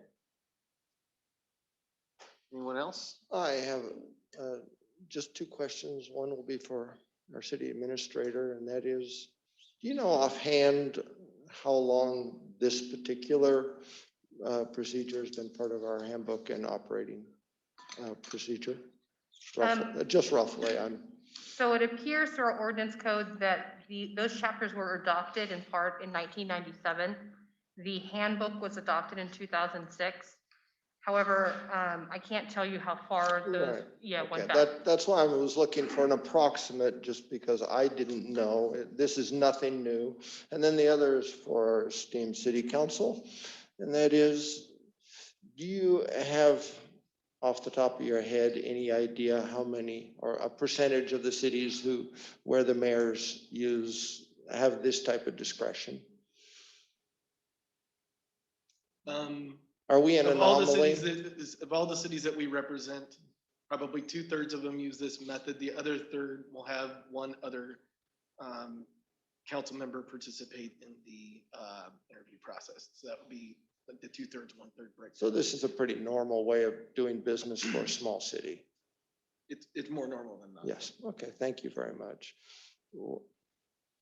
Well, I think it's just fine the way we are. And this hasn't ever come up before.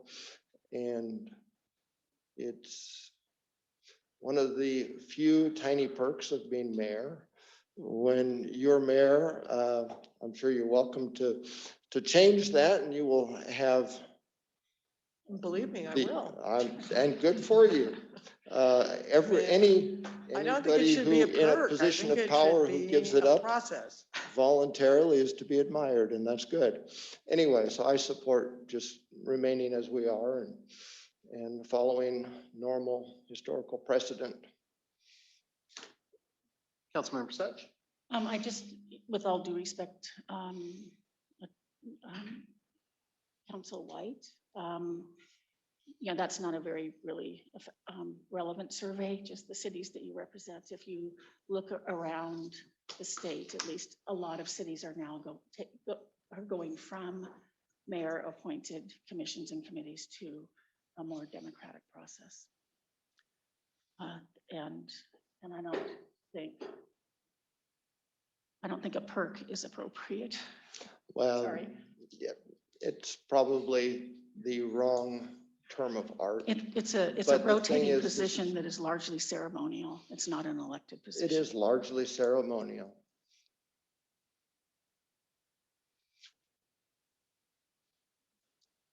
Okay. Councilmember Sutton, did you have any direction that you wanted to provide on anything? I'm sorry, just trying to gauge the different council members, if you had any direction that you wanted to provide on amendments or anything. Yes, I would like I would like there to at least be two council members on all of these decisions. And I guess I'll just elaborate. I wasn't going to, but sometimes I can't help it. It's hard to vote against someone's appointment. It's very uncomfortable, and traditionally people don't vote against appointments. So really the second stage of this, where a mayor appoints and the council approves, is flawed, because it's not, tradition says that people don't vote against more often than not. And so that's all. Okay, thank you. Anyone else? Yeah, I'll go ahead. Actually, I don't have a problem with trying out new ways of doing it. I know in the past, and when I first started getting involved in trying to get involved in politics by getting on commissions and stuff, usually what happened is the mayor then would find somebody and they would just kind of appoint them their buddy and put them on. There was not even notification. The first time that I tried to get involved was with the Citizens Advisory Committee for the Transportation Council. And wait a minute. Actually, that's what I got onto, but there was another position that was with the city, a committee that I tried to get onto. And there was never any notification to even apply. Didn't even know what it was. All of a sudden, it was on the agenda that so-and-so is going to be appointed to the what's name, the city committee. And I felt that was a real you don't get the kind of applications that you need to get in a healthy government agency that way. So I really pushed at that time to make sure that they actually did post it and dot their I's and follow their T's. But of course, they all thought I had a reputation for being something that I really wasn't, and that group was not going to appoint someone that wasn't their buddy. So I kind of felt slighted by that. Ended up getting involved at the county level and doing some things, and then and eventually here I am. But I always thought it was kind of a flawed process, and I can think of people in the past who have gotten there. It does happen where I remember Mayor Powell appointed someone to the. He may still be on this phone call. Appointed someone to the planning commission and couldn't get a second, and they ended up voting someone else in.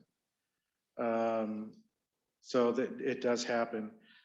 My way of thinking that if we do go down a different path of soliciting people and interviewing, the direction there, or the thought I had was that it would either be through the personnel committee and the 2 council members that are appointed to that, plus the committee, whoever's on that committee. I forget all the people that are supposed to be on that committee, and they do the interviewing and the recommendation, or it be the mayor and the mayor pro tem, and whoever sits in as an interview committee, and go through that process.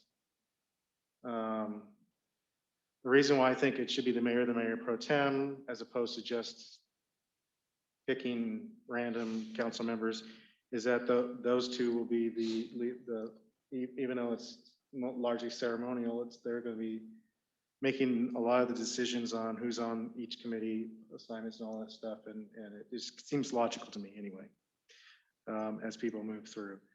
Otherwise, the personnel committee, whoever gets assigned to that. But yeah, I don't have a problem with it being more of a committee that ends up with a recommendation. I think going through the interview process and making sure that everyone gets heard and there's a committee, a little more. There's logistics and there's staff time and all that kind of stuff that's going to be involved in that. But to me, that seems to be a more democratic way of doing it. Even though I've had the opportunity to do it myself as a mayor, but I don't have a problem doing it the other way, actually. That's my thought. Councilmember Sapp? I just would like to ask that it not be limited to the mayor and mayor pro tem or the personnel committee. I mean, I just think it should be 2 council members interview, and the mayor can make that decision. But otherwise, I mean, the personnel committee gets all the power. Everyone will want to be on the personnel committee. I just don't think that there's any real wisdom in making those limitations. That's all.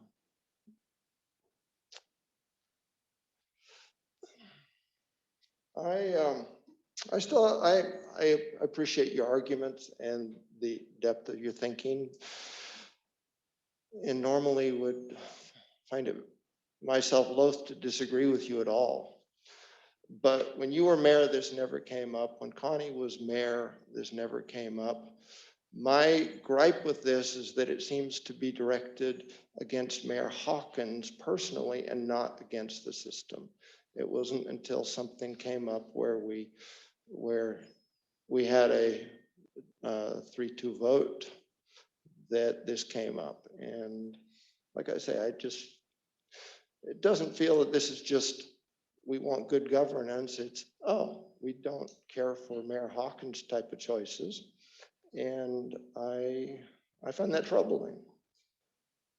Well, I will say that I was criticized for my pick in the city council, or for planning commission. Okay. But we never. But they never got a no vote, but I still criticized. So. Yeah. We never tried to take that away.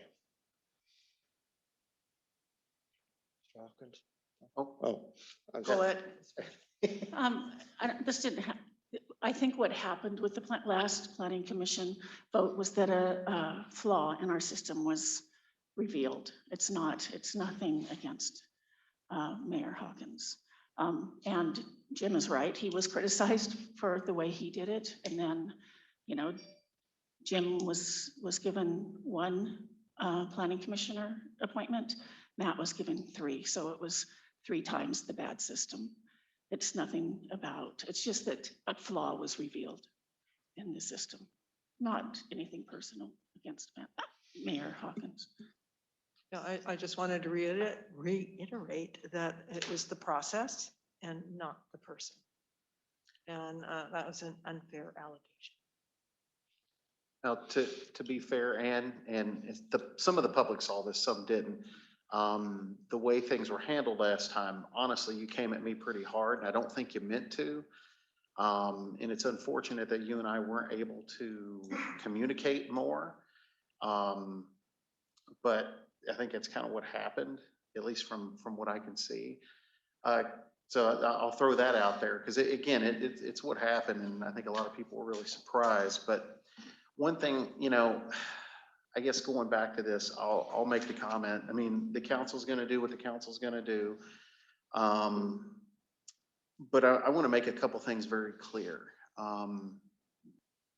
Because of some of the things that have happened in my past, I personally will remain very transparent. I'll probably tell you too much about myself and then make it so it's uncomfortable for everybody. But again, that's how transparent I have to be because of things that have happened with my in my past. So that's one. 2 is that, again, as I've said before, anybody that I appointed to the planning commission or anything else that I could appoint, and this goes back to council appointments almost a year ago now, I looked at who the best person was to put in that spot.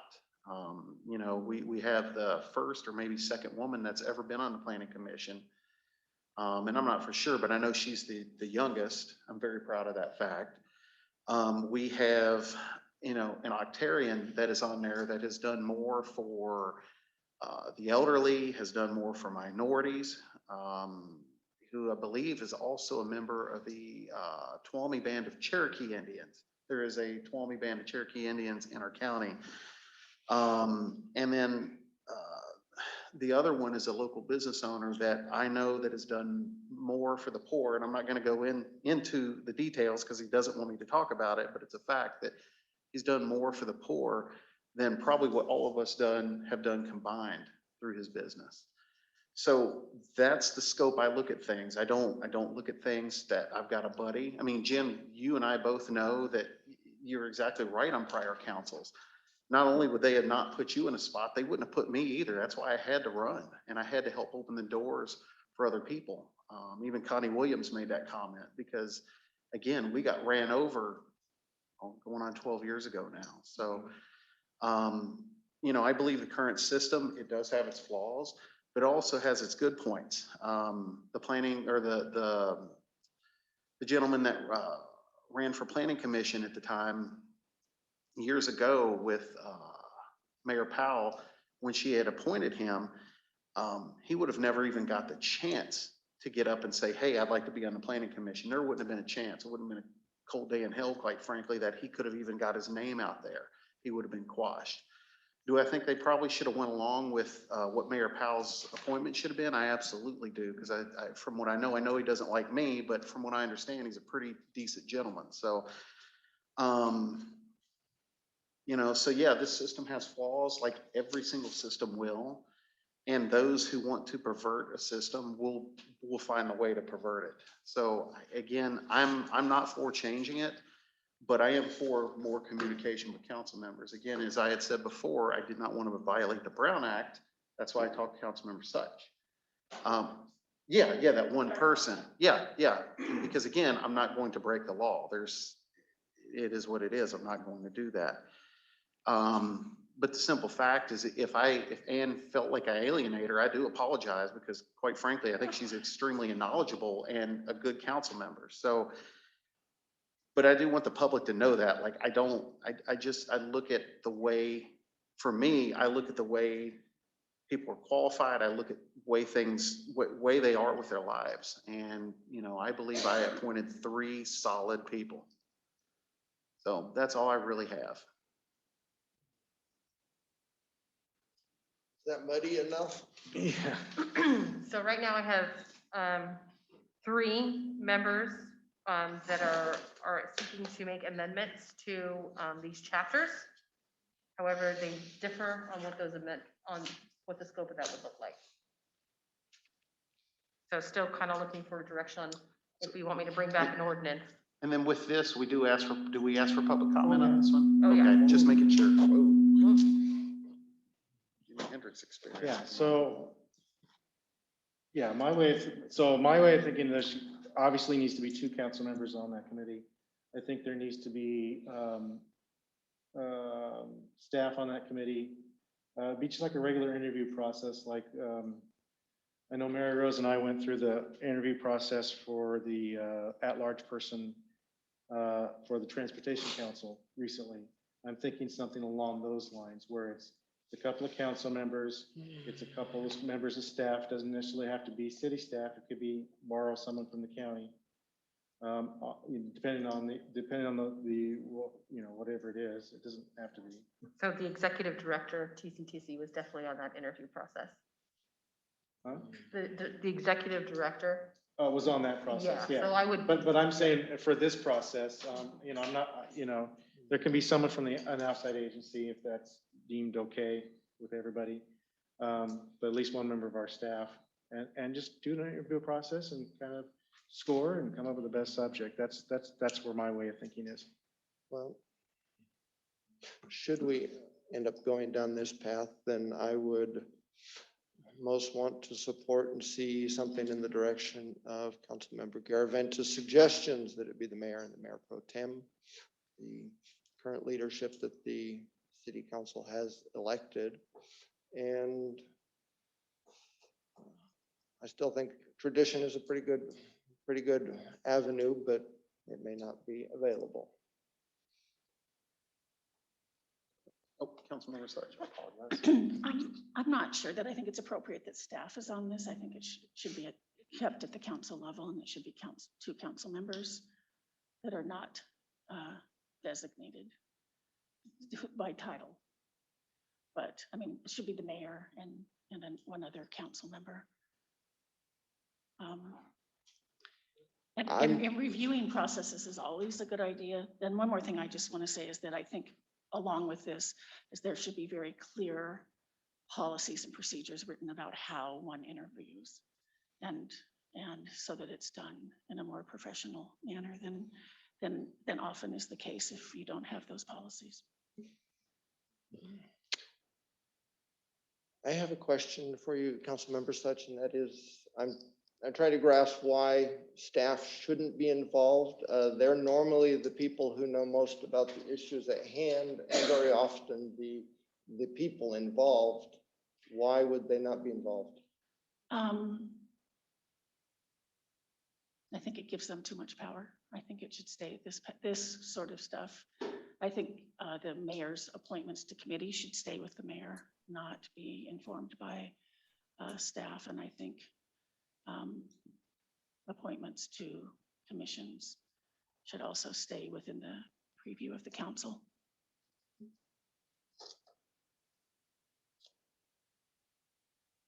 Oh.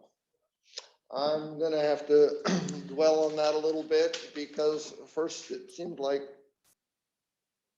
it's too much power in the mayor's hands, and then you say, well, but we don't want staff to be very involved either. Well, I can, frankly, I can see a situation, you get a three majority and they put their 2 people on there and you're in the same position. I think it's very much, I think bringing staff into it brings first of all, knowledge of the commission that you're going to be doing. But that could have the council members that don't always go to these meetings know what what's really happening. And then it's up to the council member to have their own judgment and weigh that judgment. That's what we get elected for. That's what we're supposed to be doing. We're supposed to be representing the people and making a judgment based on all factors that go into it. So that's why I would suggest that it's more than just the two council members, because I can see just the same situation happening. That we're getting in the same situation where a clique controls. It's just a clique controlling it as opposed to the single mayor. I mean, it's more democratic if you have a wider amount of views getting into doing the interview process, asking questions and scoring. So here's the question for the council. Obviously, we can quit talking about it, but I mean, we can continue to talk about it, but do we want to ask for public comment at this time? Because there are a couple hands raised. Yeah, whatever. I just didn't, we were all kind of making comments and then. Yeah, I'm thinking out loud and I saw a couple hands up and I want to make sure we take care of our public too. Yeah, I can wait, and the public will almost doubtless have something to add to our discussion, and I look forward to it. Okay. So at this time, if you have public comment for this item, please raise your hand using the raise your hand feature. Your first public comment is coming from Darren Duez. Go ahead, Mr. Duez. Thank you. Can you guys hear me this time? Yes. Okay, so the appointments, you guys do get a vote. You get a vote whether it goes or not goes, the mayor appointment. Jim raised a couple good points, though. I didn't see anything that maybe I wanted to go for in any of these developments, obviously. Maybe that is something people should take a look at and know that, hey, maybe these need to be posted in a good time frame. Successful committees get stuff done. We have stale and stagnant committees, and the mayor has been that procedural, put people in place. Jim's didn't get so much scrutiny. This is literally an attack. And I know I'm not saying you're attacking him on this, but it's literally an attack. This mayor appoints. His success and his failures are on the people that he appoints for these committees.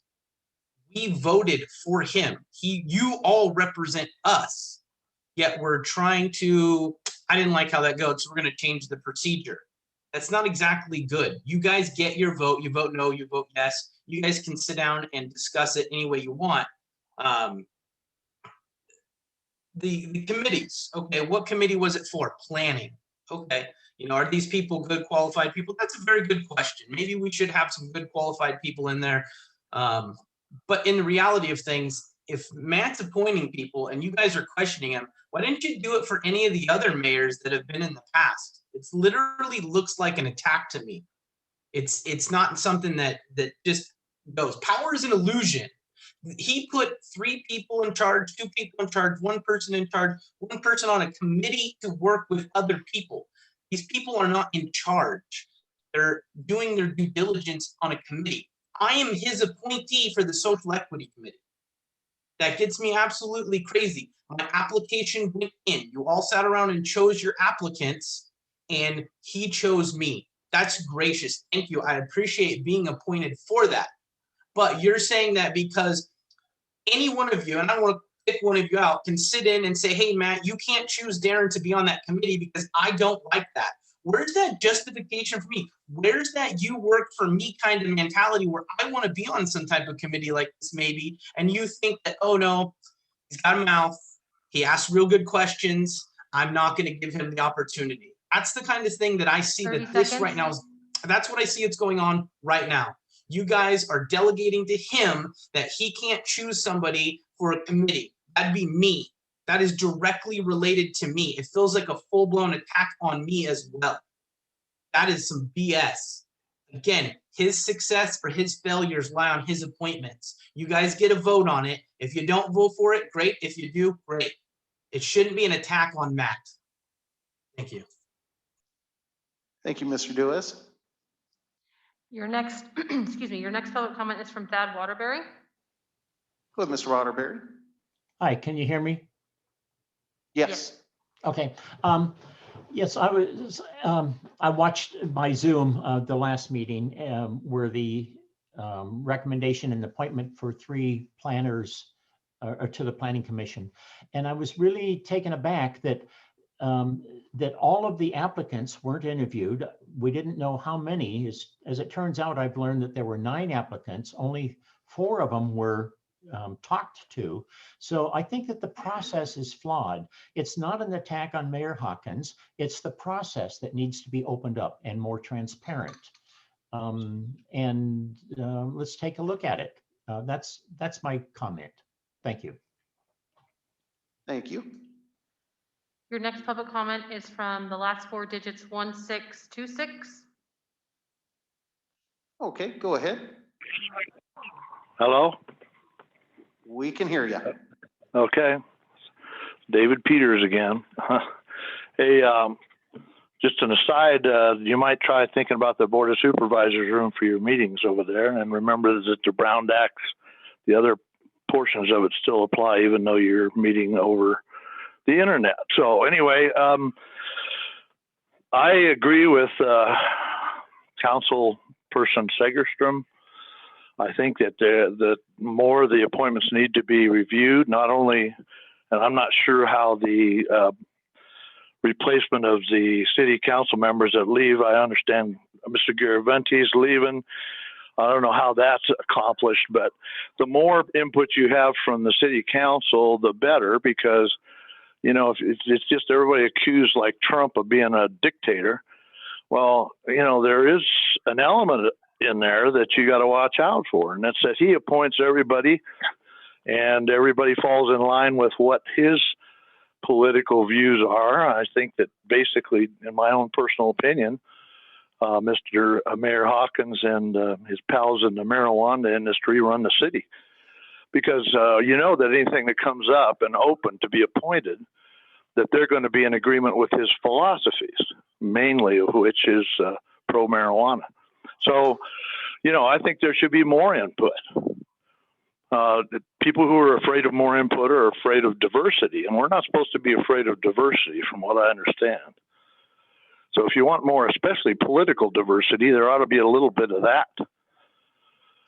And if you want to talk about being disenfranchised, talk to a Republican who lives in California, and apparently a conservative who lives in Tuolumne County. So I think there's the more input that you have on people who are being appointed, I think the better off you are. Thank you. Thank you, Mr. Peters. Your next public comment is from Megan Mills. Hi, can I be Megan. heard? Hi, can you hear me? Yes. Thank you so much for taking my public comment. And I would just like to say thank you for having these meetings on Zoom. And I would request that they could continue once things go back to face as a hybrid format, so that people with mental and physical health challenges who are unable to go to in-person meetings can continue to attend these. So it provides a level of accessibility that in-person only meetings doesn't. So I just wanted to make that comment. And then I would like to speak in support of really reviewing this process and becoming much more open and having more transparency and accountability to the public with what these criteria are. I don't think it's too much to ask that we understand what makes someone qualified. When you say that you decide on someone being appointed by the way they are with their lives, what does that mean? What are the questions that you're asking, and how do you determine who is in fact qualified? And as far as, you know, doing something because it's normal and historical and precedented and traditional, that is not a reason to keep things the same. Tradition often excludes people who haven't had a voice. So I would just ask that this process become more, as I said, transparent. I would like to know, what are these questions? What makes someone qualified? How do you decide? And a variety of people should be represented on the team that makes the decision, not just two people who are very socially the same.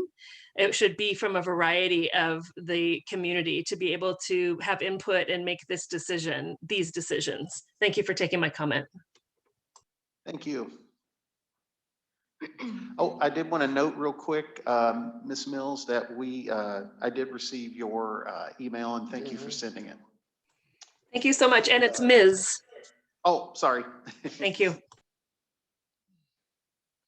Your next public speaker is from Tristan Salietta. Go ahead, Tristan.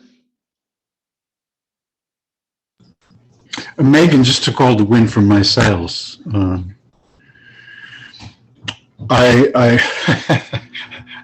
I'm at a loss right now. I don't know what I can add.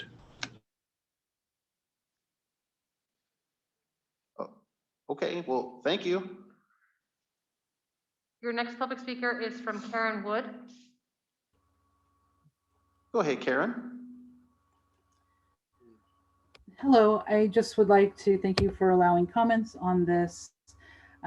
We have really supported the Social Equity Committee that you created, and the whole purpose of a Social Equity Committee is to bring more voices to the table to ensure that the decisions are being made are actually representative of the people.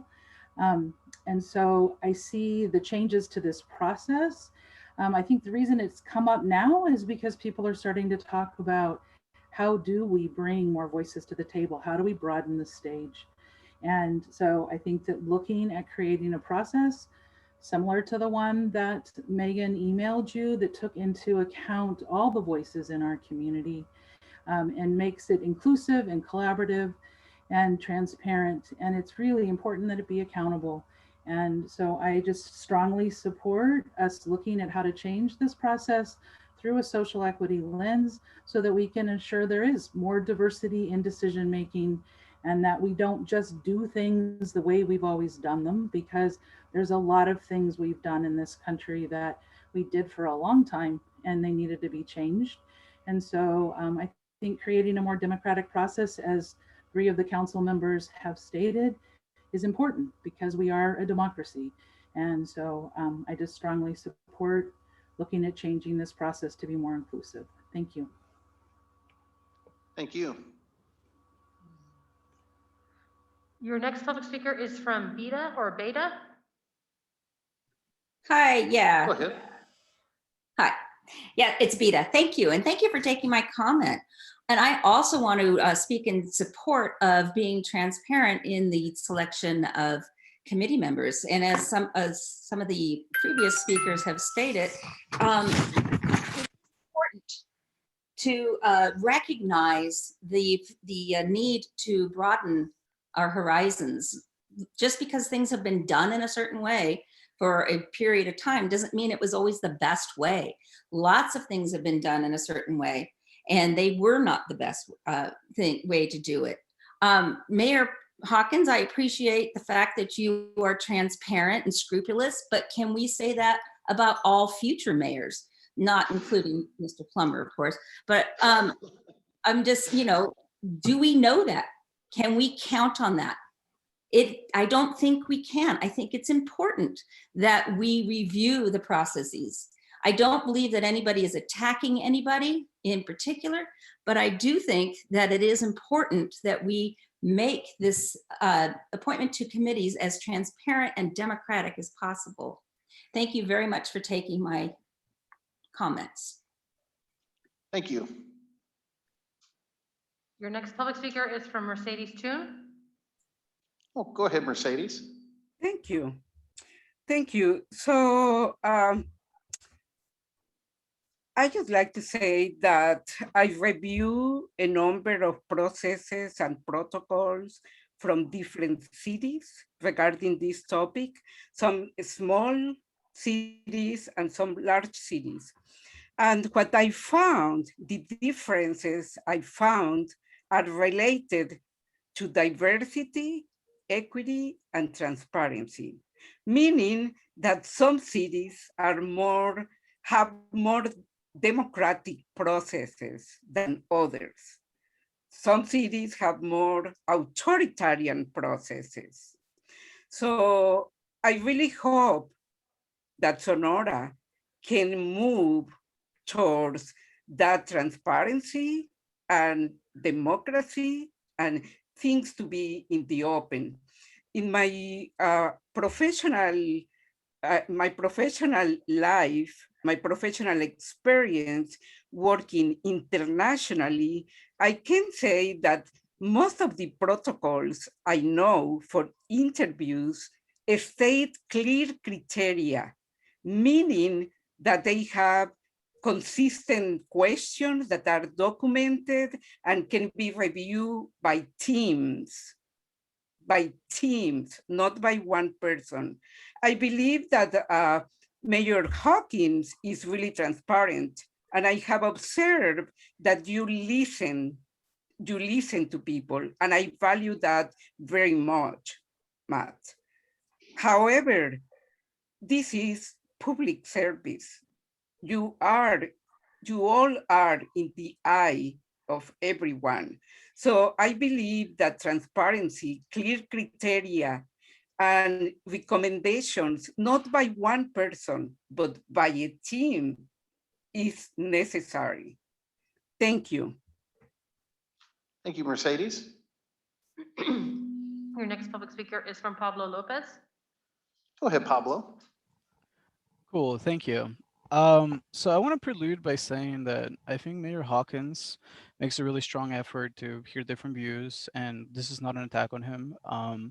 So having said that, I think it's important to note that the Sonora layout or organizational system that we use is a council city manager or city/city administrator model, right? But some of the more traditional aspects of our organizational system are more like quasi mayor council city manager systems, right? And so there's this kind of confusion, right? Because in mayor council organizations, you have one of two things, right? Traditionally, you either have a strong mayor, which requires that people vote for the mayor, and then there's this direct accountability by the vote, right? In weak mayor systems, we have this idea that because the mayor is ceremonial, it doesn't require as much accountability because much of the power is within the council, right? So the council is really kind of this distribution. The Sonora government organization kind of dips its toes in both of these, and it doesn't work, right? So my recommendation is that, all appointments persistent to like 10, 20, and 30 in the city code be changed to be voted on by the whole city council. None of them should be by mayor appointment, right? And so this is important because in the first point is that it increases city accountability and representation, right? Elected officials represent our interests. Mayor appointments limit that representation. In a Lindbergh and Fowler research from 1967 and reform in public policies in American cities, they found that council manager government appears to minimize the impact of social cleavages on political decision making, right? And this is reinforced in Zvara's study in 1999 from Complementary of Politics and Administrative and Legislative Alternatives to the Dichotomy Model, right? So this is good news for the mayor pro temp, right? Because mayor pro temp, you mentioned you don't like this level of views, right? So the way that we take politics out of decision making is, by going this route. The second point is that increased effectiveness of appointments, but that this increases the effectiveness of appointments at the cost of a very insignificant hit to efficiency, right?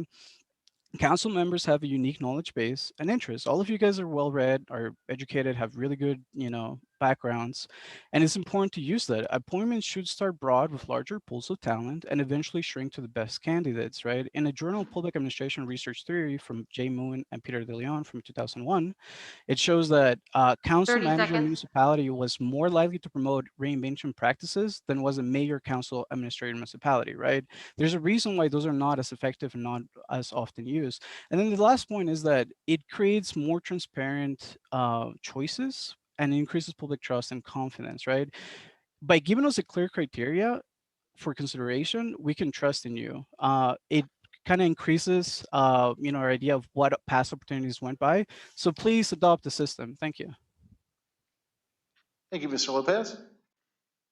Your next public speaker is from Terry Alford. Okay, go ahead, Terry. Hello and good evening. I appreciate you taking my comment. I think I really want to say that I appreciate that you guys are really looking at this. I think it's a very healthy thing to look at processes and systems. It's something that needs to be reevaluated on a regular basis because of the need for transparency.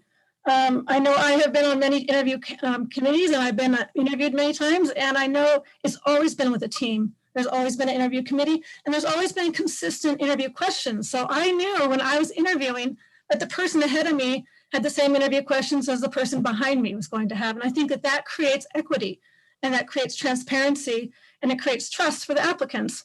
And I appreciate that you guys are really taking a look at this. And I don't really have anything more to add. I think everyone is really I keep hearing transparency, transparency. I think that that's something that is going to be very healthy for the council to be looking at. Thank you.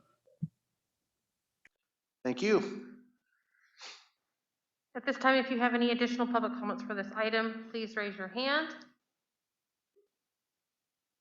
And at this time, I don't see any additional public comments. Okay, so we'll bring it back to the council. I think I've already made my feelings known. So I guess Mary Rose is looking for direction, and then. Well, if I'm going to support change of direction, then I would like former Mayor ex officio's Garaventa's comments to be taken heavily or weighted heavily as having had the experience from all sides of the question and being very experienced in this.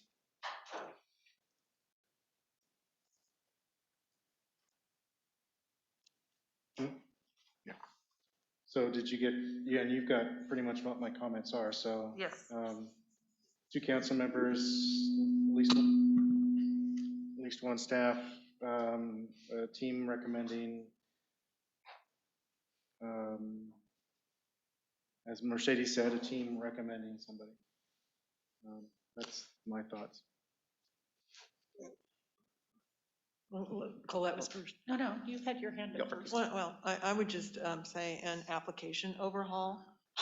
I'm sorry, I couldn't hear you. What overhaul? An overhaul of the application, the current application that is sort of a blanket application for just about any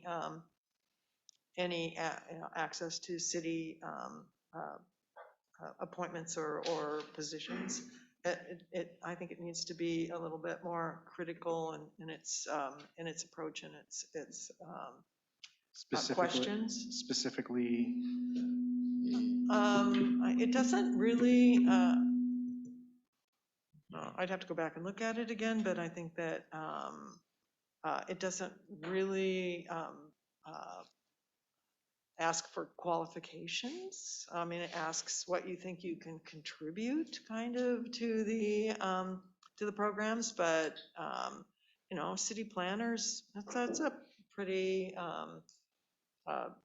specific kind of committee, and it should have, I mean, there should be some thoughtfulness behind it that I didn't see in the applications, and I saw that some of them were fairly sparsely filled out. So, I think that, and then of course, an interview process with consistent questions. Councilmember Such, it does say briefly describe the qualifications you possess, which you feel would be an asset to the city committee. Well, and if I might interject, that's part of the applicant sales pitch as well. If they have no qualifications except being interested in it, then that becomes quickly evident, which is one reason why we shouldn't ingrain into ordinance that we have to interview everyone in the couple of selections that I've been involved with. Just on the application, you limited it to the top several people and not going through where you have to. Well, I'm not saying that you spend the wouldn't time. interview Okay, well, everyone. this I think was it brought just up. gives the committee maybe a little bit more in-depth idea of the person they'll be talking to and question, I mean, well, whatever. Okay, if you want to keep the application, go for it. Well, it's not that so much, and I think that there might be some considerable room for that. I'm just trying to argue, well, not argue, persuade that we don't need to put into any changes in the handbook that we must interview everyone. If somebody isn't in the top 5, isn't going to get it, and you have 25 applicants. We shouldn't compel this committee, this new design, to allow everyone an interview. I don't think that's done under most circumstances. And that's what it sounds like there was some considerable clamor for, but it's not, I don't think, something that we should be following. But I am probably the least experienced interviewer here. So, I mean, almost everyone else has had at least management experience. So on that, I'm willing to defer to other people.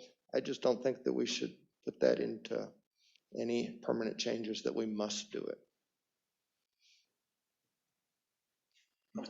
Just on that topic, in my experience, and you know, I've been a part of a lot of professional interviews. Mm-hmm. We interviewed, we didn't interview everyone, but certainly, if we had 9 applicants, we would have interviewed everyone who, by their application review, was qualified for the position, and that didn't happen last time. So, you know, it's a little bit gray, and I don't mean that one has to interview everyone. Well, you've been involved with a couple of the interviews that I've been involved with. We probably didn't interview half of the applicants, for at least the one that you probably know I'm thinking of. Right. And I think that was a very fair system. But we knew off the top that half of those applicants weren't going to ever be in the top half. It would have just been wasting their time and hours to go through that as just a formality. Yeah, I don't really want to talk about that process because it was more complicated than that. Okay, but so, but you see where I'm coming from, no, and I see where you're coming this from. is why I'm perfectly frank. My experience in this field is very thin. You know, if everybody else says, boy, interviewing everybody, even if it's 57 applicants, is critical, well, I'm the least experienced here. I'd have to accept that, but I just don't think that's where we're going either. And I just want to make sure that even though some of the public seems to be asking for that, that we don't really contemplate going down that road. I don't disagree with that. Okay.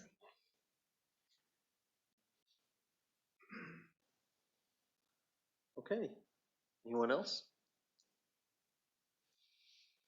Is that still clear as mud? I think so. I think we have enough. Yeah, so just as it stands right now, we'd have to bring back options. There's not one. Yeah. So just so everybody's on the same page.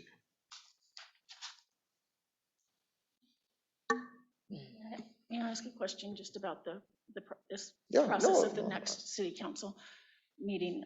So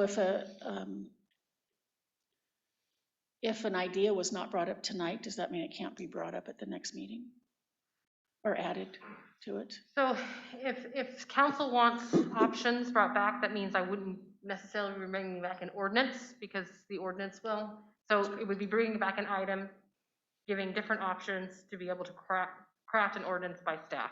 To go forward. Yeah, so then you're looking at least 3 more city council meetings to be able to review first and second reading and then adoption.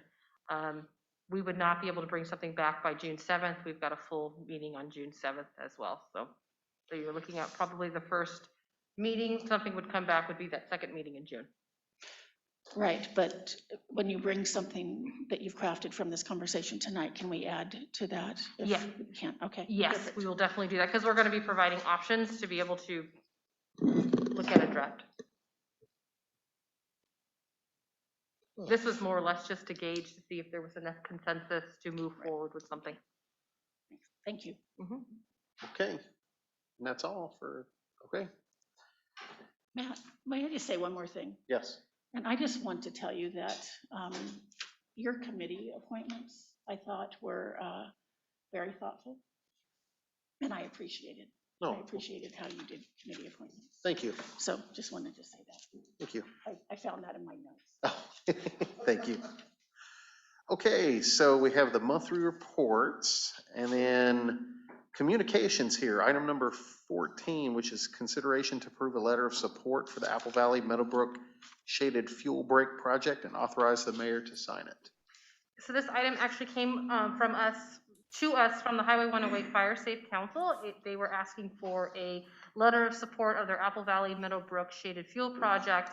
The Apple Valley Meadowbrook Shaded Fuel Break runs from the north at Lions Bald Mountain Road and on the west side of the Apple Valley subdivision, going south into the west side of the Meadowbrook subdivision, ending at Alder Court. They're asking for a letter of support from the city council. They have received support from the Tuolumne County Board of Supervisors, TUD, local business people, as well as local residents. And I was going to allow the fire chief to expand on the project so you can ask her additional questions of what this project entails.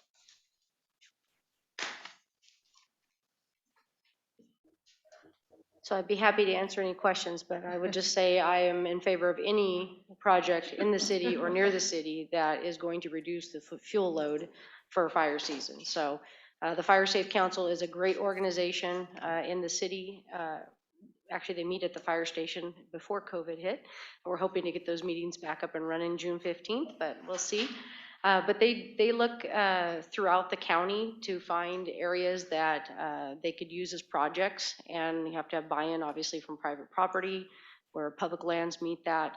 And so this is one of the areas they have identified that has a basically one way in, one way out, that would benefit greatly from a shaded fuel break. So I am definitely in support of that, and I would hope that the council would be in support as well, and I'd be happy to answer any questions about it. I don't have any questions. Does any member of the council have questions? I don't think I have it. I might have comments. I mean, I certainly support this. Can't you ask them about Myers Hill and Sonora? Yeah. That's next. Yeah. So I've put forward, talking with the council, we've looked at several different areas, one being actually the Lions Hope Lane area.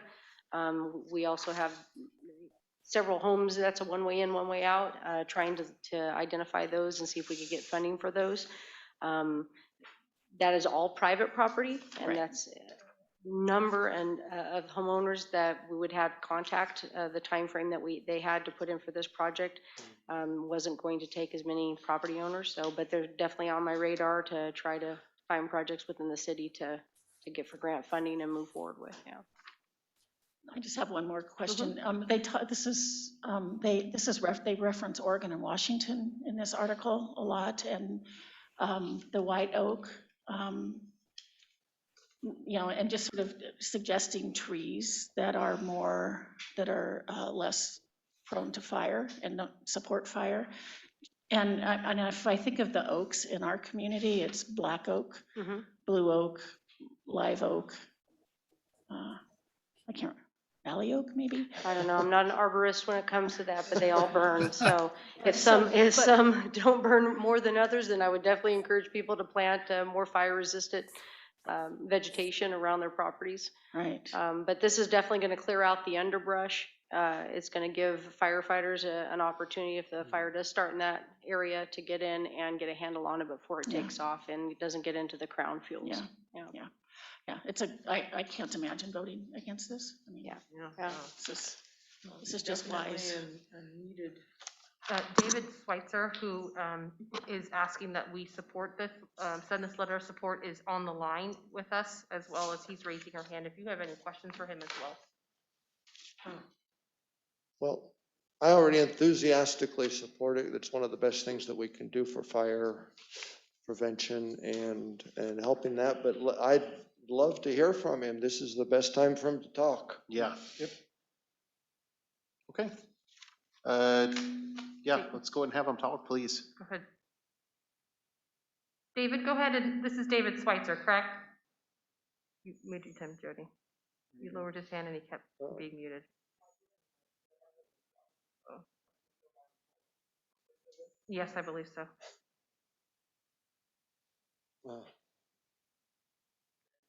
David, if you're on the line, can you raise your hand again so we can, oh, there you go. Go ahead. Okay, how about that? You got it. Okay, Dave Schweitzer with the Fire Safe Council. I'm one of the directors and also a project manager. And thank you very much for getting this on the agenda in such short notice. Our due date to get it in is actually Wednesday morning. So I appreciate that. And this 80-acre fire safe project is actually within 1.5, 2 miles of Greenlee Road. So yeah, although it's in the county, it's close enough to, I think, have direct benefits to everybody on the east side of the Sonora city limits. And this is one of 11 projects that I think the county is going to be submitting with different organizations. Just for information, 2 years ago, last year there was no money funded for this, but 2 years ago, the county submitted about 14 applications and nothing was approved or granted by CAL FIRE. This year, we understand there's a lot more money being put into it. We don't know the exact amount, but we understand maybe because of the state surplus, we're going to have more money this time. And we sure hope that this project is funded and we're able to go ahead and do the shaded, we call it a shaded fuel break, not a clear cut, that in the winter of this coming year. Any questions? I'll be happy to answer.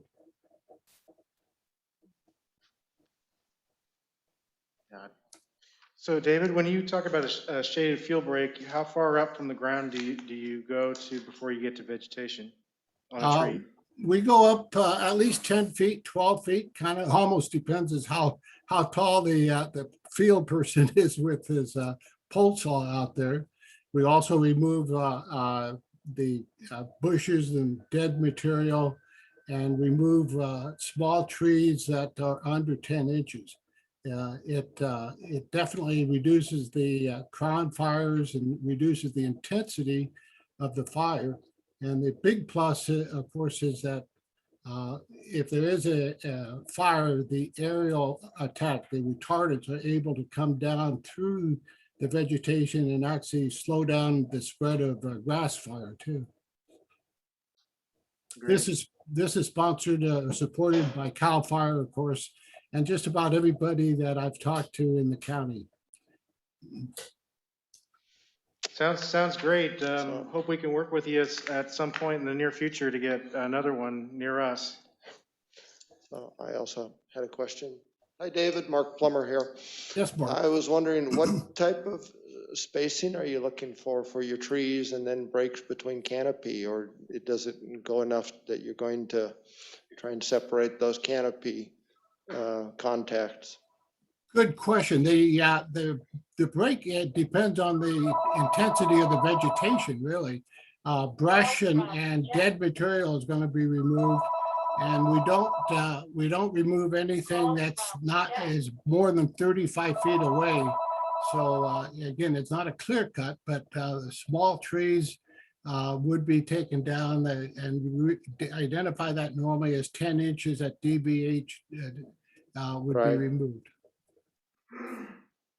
Thank you. Well, thank you for putting it on the agenda, and hopefully you vote to proceed with it. Yeah, I don't have any questions. I went through it. One thing I know something about. Yeah. Did you want to call for public comment, Mr. Mayor? Yeah, I was seeing, I didn't know if any other council members had. So is there any public comment on this item? This is about the consideration to approve a letter of support for the Apple Valley Meadowbrook Shaded Fuel Break Project and authorize the mayor to sign the letter. At this time, if you have any public comment for this item, please raise your hand using the raise your hand feature or dial *9 if you're on a phone line. And at this time, I don't see any additional public comment. Okay, so we'll bring it back to the council. I need a motion. Is this a motion? Yeah, okay, yes. So looking for a motion in a second. I would be honored if I were allowed to make it since I know something about it. And I move to approve a letter of support for the Apple Valley Meadowbrook Shaded Fuel Break Project and authorize the mayor to sign the letter. I second that. You choose. Sorry. Rock, paper, scissors. Okay, so Yeah, really. motion by Mayor Pro Tem Plummer and second by Councilmember Such. Roll call vote, please. Mayor Hawkins, Aye. Mayor Pro Tem Plummer, Aye. Councilmember Garaventa, Aye. Councilmember Segerstrom, Aye. and Councilmember Such. Aye. Okay, so Unanimity. 5-0. Moving on to council member and department head reports. Chief New. Thank you. Chief Vanderweel.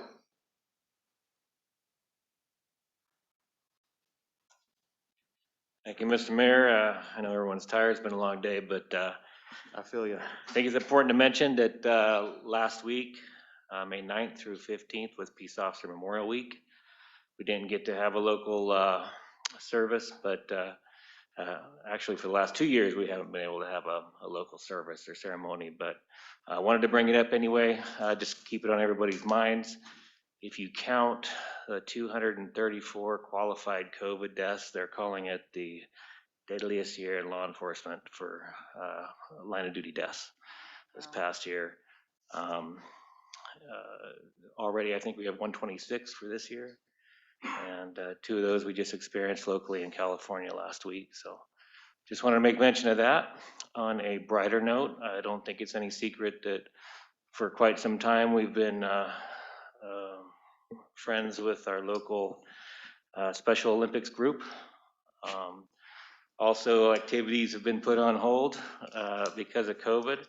But you know, instead of the polar plunge, instead of me jumping in the ice cold water this year, we organized teams online and just basically did fundraisers. Chris Johnson, Sergeant Johnson from the police department, kind of headed up our team and raised money to support the Special Olympics because they still need money. They still need to move forward in their program.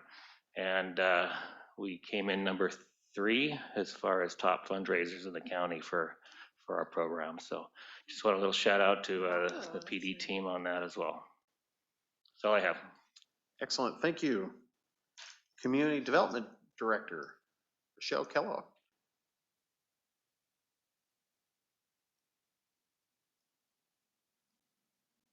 So as we have not talked about the Planning Commission enough tonight, I thought I would bring up the Planning Commission.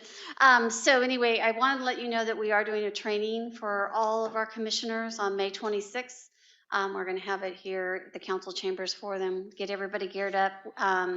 We actually won't even have a meeting till July, so we'll start with our new Planning Commissioner, a full new slate in July, or pretty new, full new slate. Well, they'll have to look at a new chairman and a vice chair because everything is going to be changing.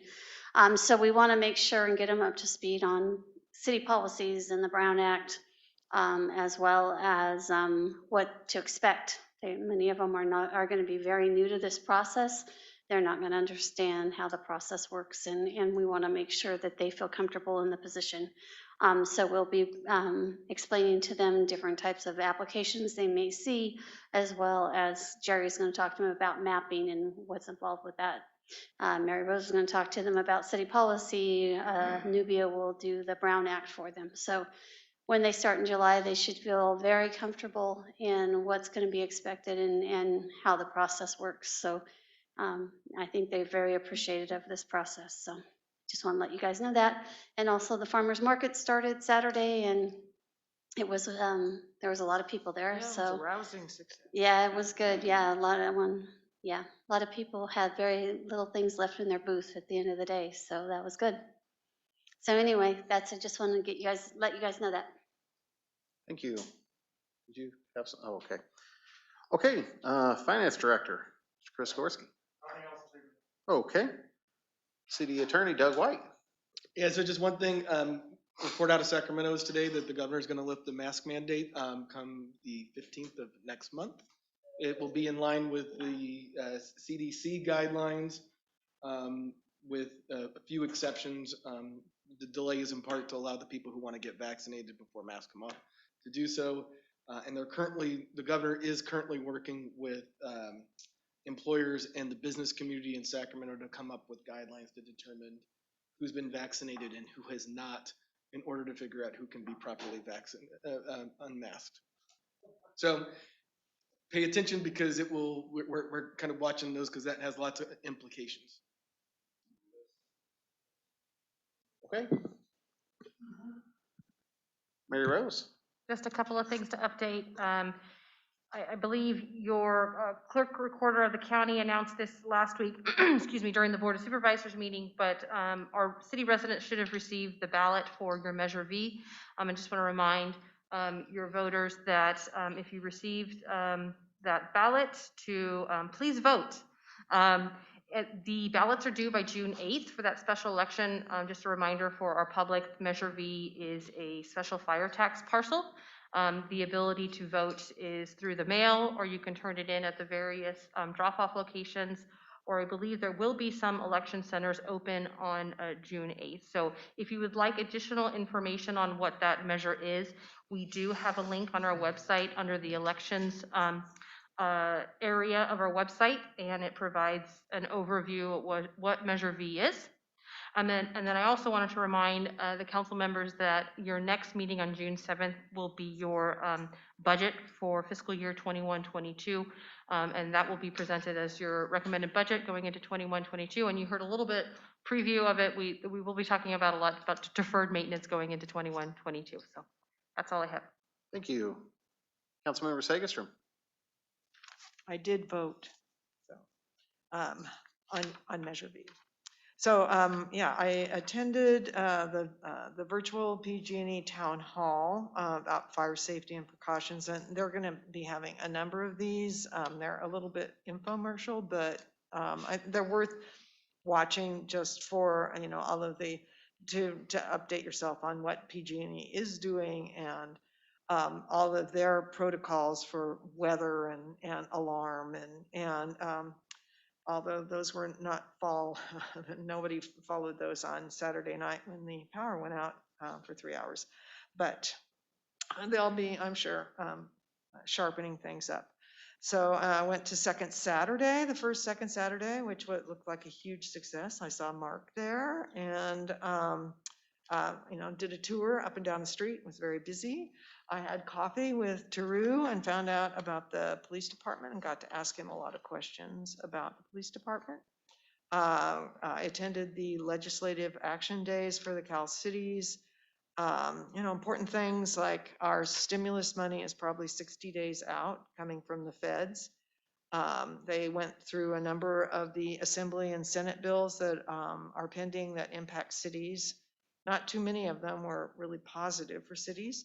And they have one of their legislative analysts is called Nick Romo, and he's really sharp about all the state and federal monies that are coming our direction with Newsom's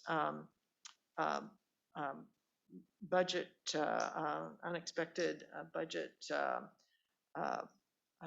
bonus that we're all looking at. It could be up to $100 billion that could be redistributed down to the state, and the California Cities is asking for $10 billion that they have different areas of interest that they want to apply it, housing and homeless being one of the top ones. I attended the Yes Partnership. They're celebrating 35 years. And Taru was voted to join the committee, lucky guy. And we did hear from both Taru and Cassandra Janicki that there's an upturn in violent activity in the county. There's like 8 homicides outstanding right now, and apparently abuse and other crimes. Violence is on the way up, so something that I think we should all be concerned about. Adventist Health had a new oncologist talk about the importance of early screening for cancer detection, particularly lung cancer, which is up 38%, incidence up 38% in Tuolumne County. And that's it. Okay, thank you. Councilmember Garaventa. Yeah, a couple of things. Attended the Solid Waste Committee meeting of the board that we're on. It was mostly reports, actually. And the county is The big item on the agenda was actually the county's 10-year extension with waste management. So that was kind of like a bit of a bump on the log because that doesn't, we have our own separate discussion on that and our own separate contract with that. Attended the Transportation Council and Transportation Agency. On the transit side, we basically decided to buy go electric. There's an electric bus mandate in California. And so what we're going to do is to buy a van and see how it works in our community as opposed to flat communities. And so we have some actual information of how it'll work. Real time type of information. And also we voted to go ahead in the near term on the electric bus plan. On the transportation side, we listened to a presentation about the what's called CAPT, which is the Climate Action Plan for Transportation Infrastructure. As usual, things coming from out of the state are kind of more urban as opposed to rural, have that bent. A lot of it is vehicle to reduce vehicle miles traveled, and of course, we live in a rural community where things are far apart, and so that's kind of a detriment's not the right word, but it doesn't help us. Let's put it that way. So that it's a draft plan, and we actually there was a response letter that was drafted by the council for the council to vote on, and we approved that, stating those concerns. And then there's a call for projects for the highway infrastructure program. There's a balance of $143,600 and such for both the county and the city to go for, and the deadline is like the end of the month. So I'm sure, Mary Rose, you already have talked to the folks about that. Let's go through here. I don't think there's really anything else that I can think of that's of import. So I'll just leave it at that. That's okay. Thank you. Councilmember Such. I also attended the virtual PG&E town hall. It seemed like it was a repeat of the last time I attended it with a few updates. So I actually got a lot of windows washed while they were speaking. On the 10th, we had the Social Equity Committee meeting, and it was a great meeting. It was an hour and a half, which made a really big difference just in terms of, it just made for a deeper and more robust conversation, not quite so rushed. And I usually don't report on this, but I'm on the licensed child care council, and that's not an appointed committee. But I joined that when COVID exposed really the kind of failures of our funding for child care. And also, the stats show that $1 spent in good quality early childhood education saves $8 later in life. So it's actually where we should be putting our money in this country, not just this community, but it's a great council, and I'm really happy to be a part of that. I was also on TCTC, and I just loved the whole conversation about the electric van and just testing it in this mountain community to see if it really does serve, if it's appropriate for our terrain.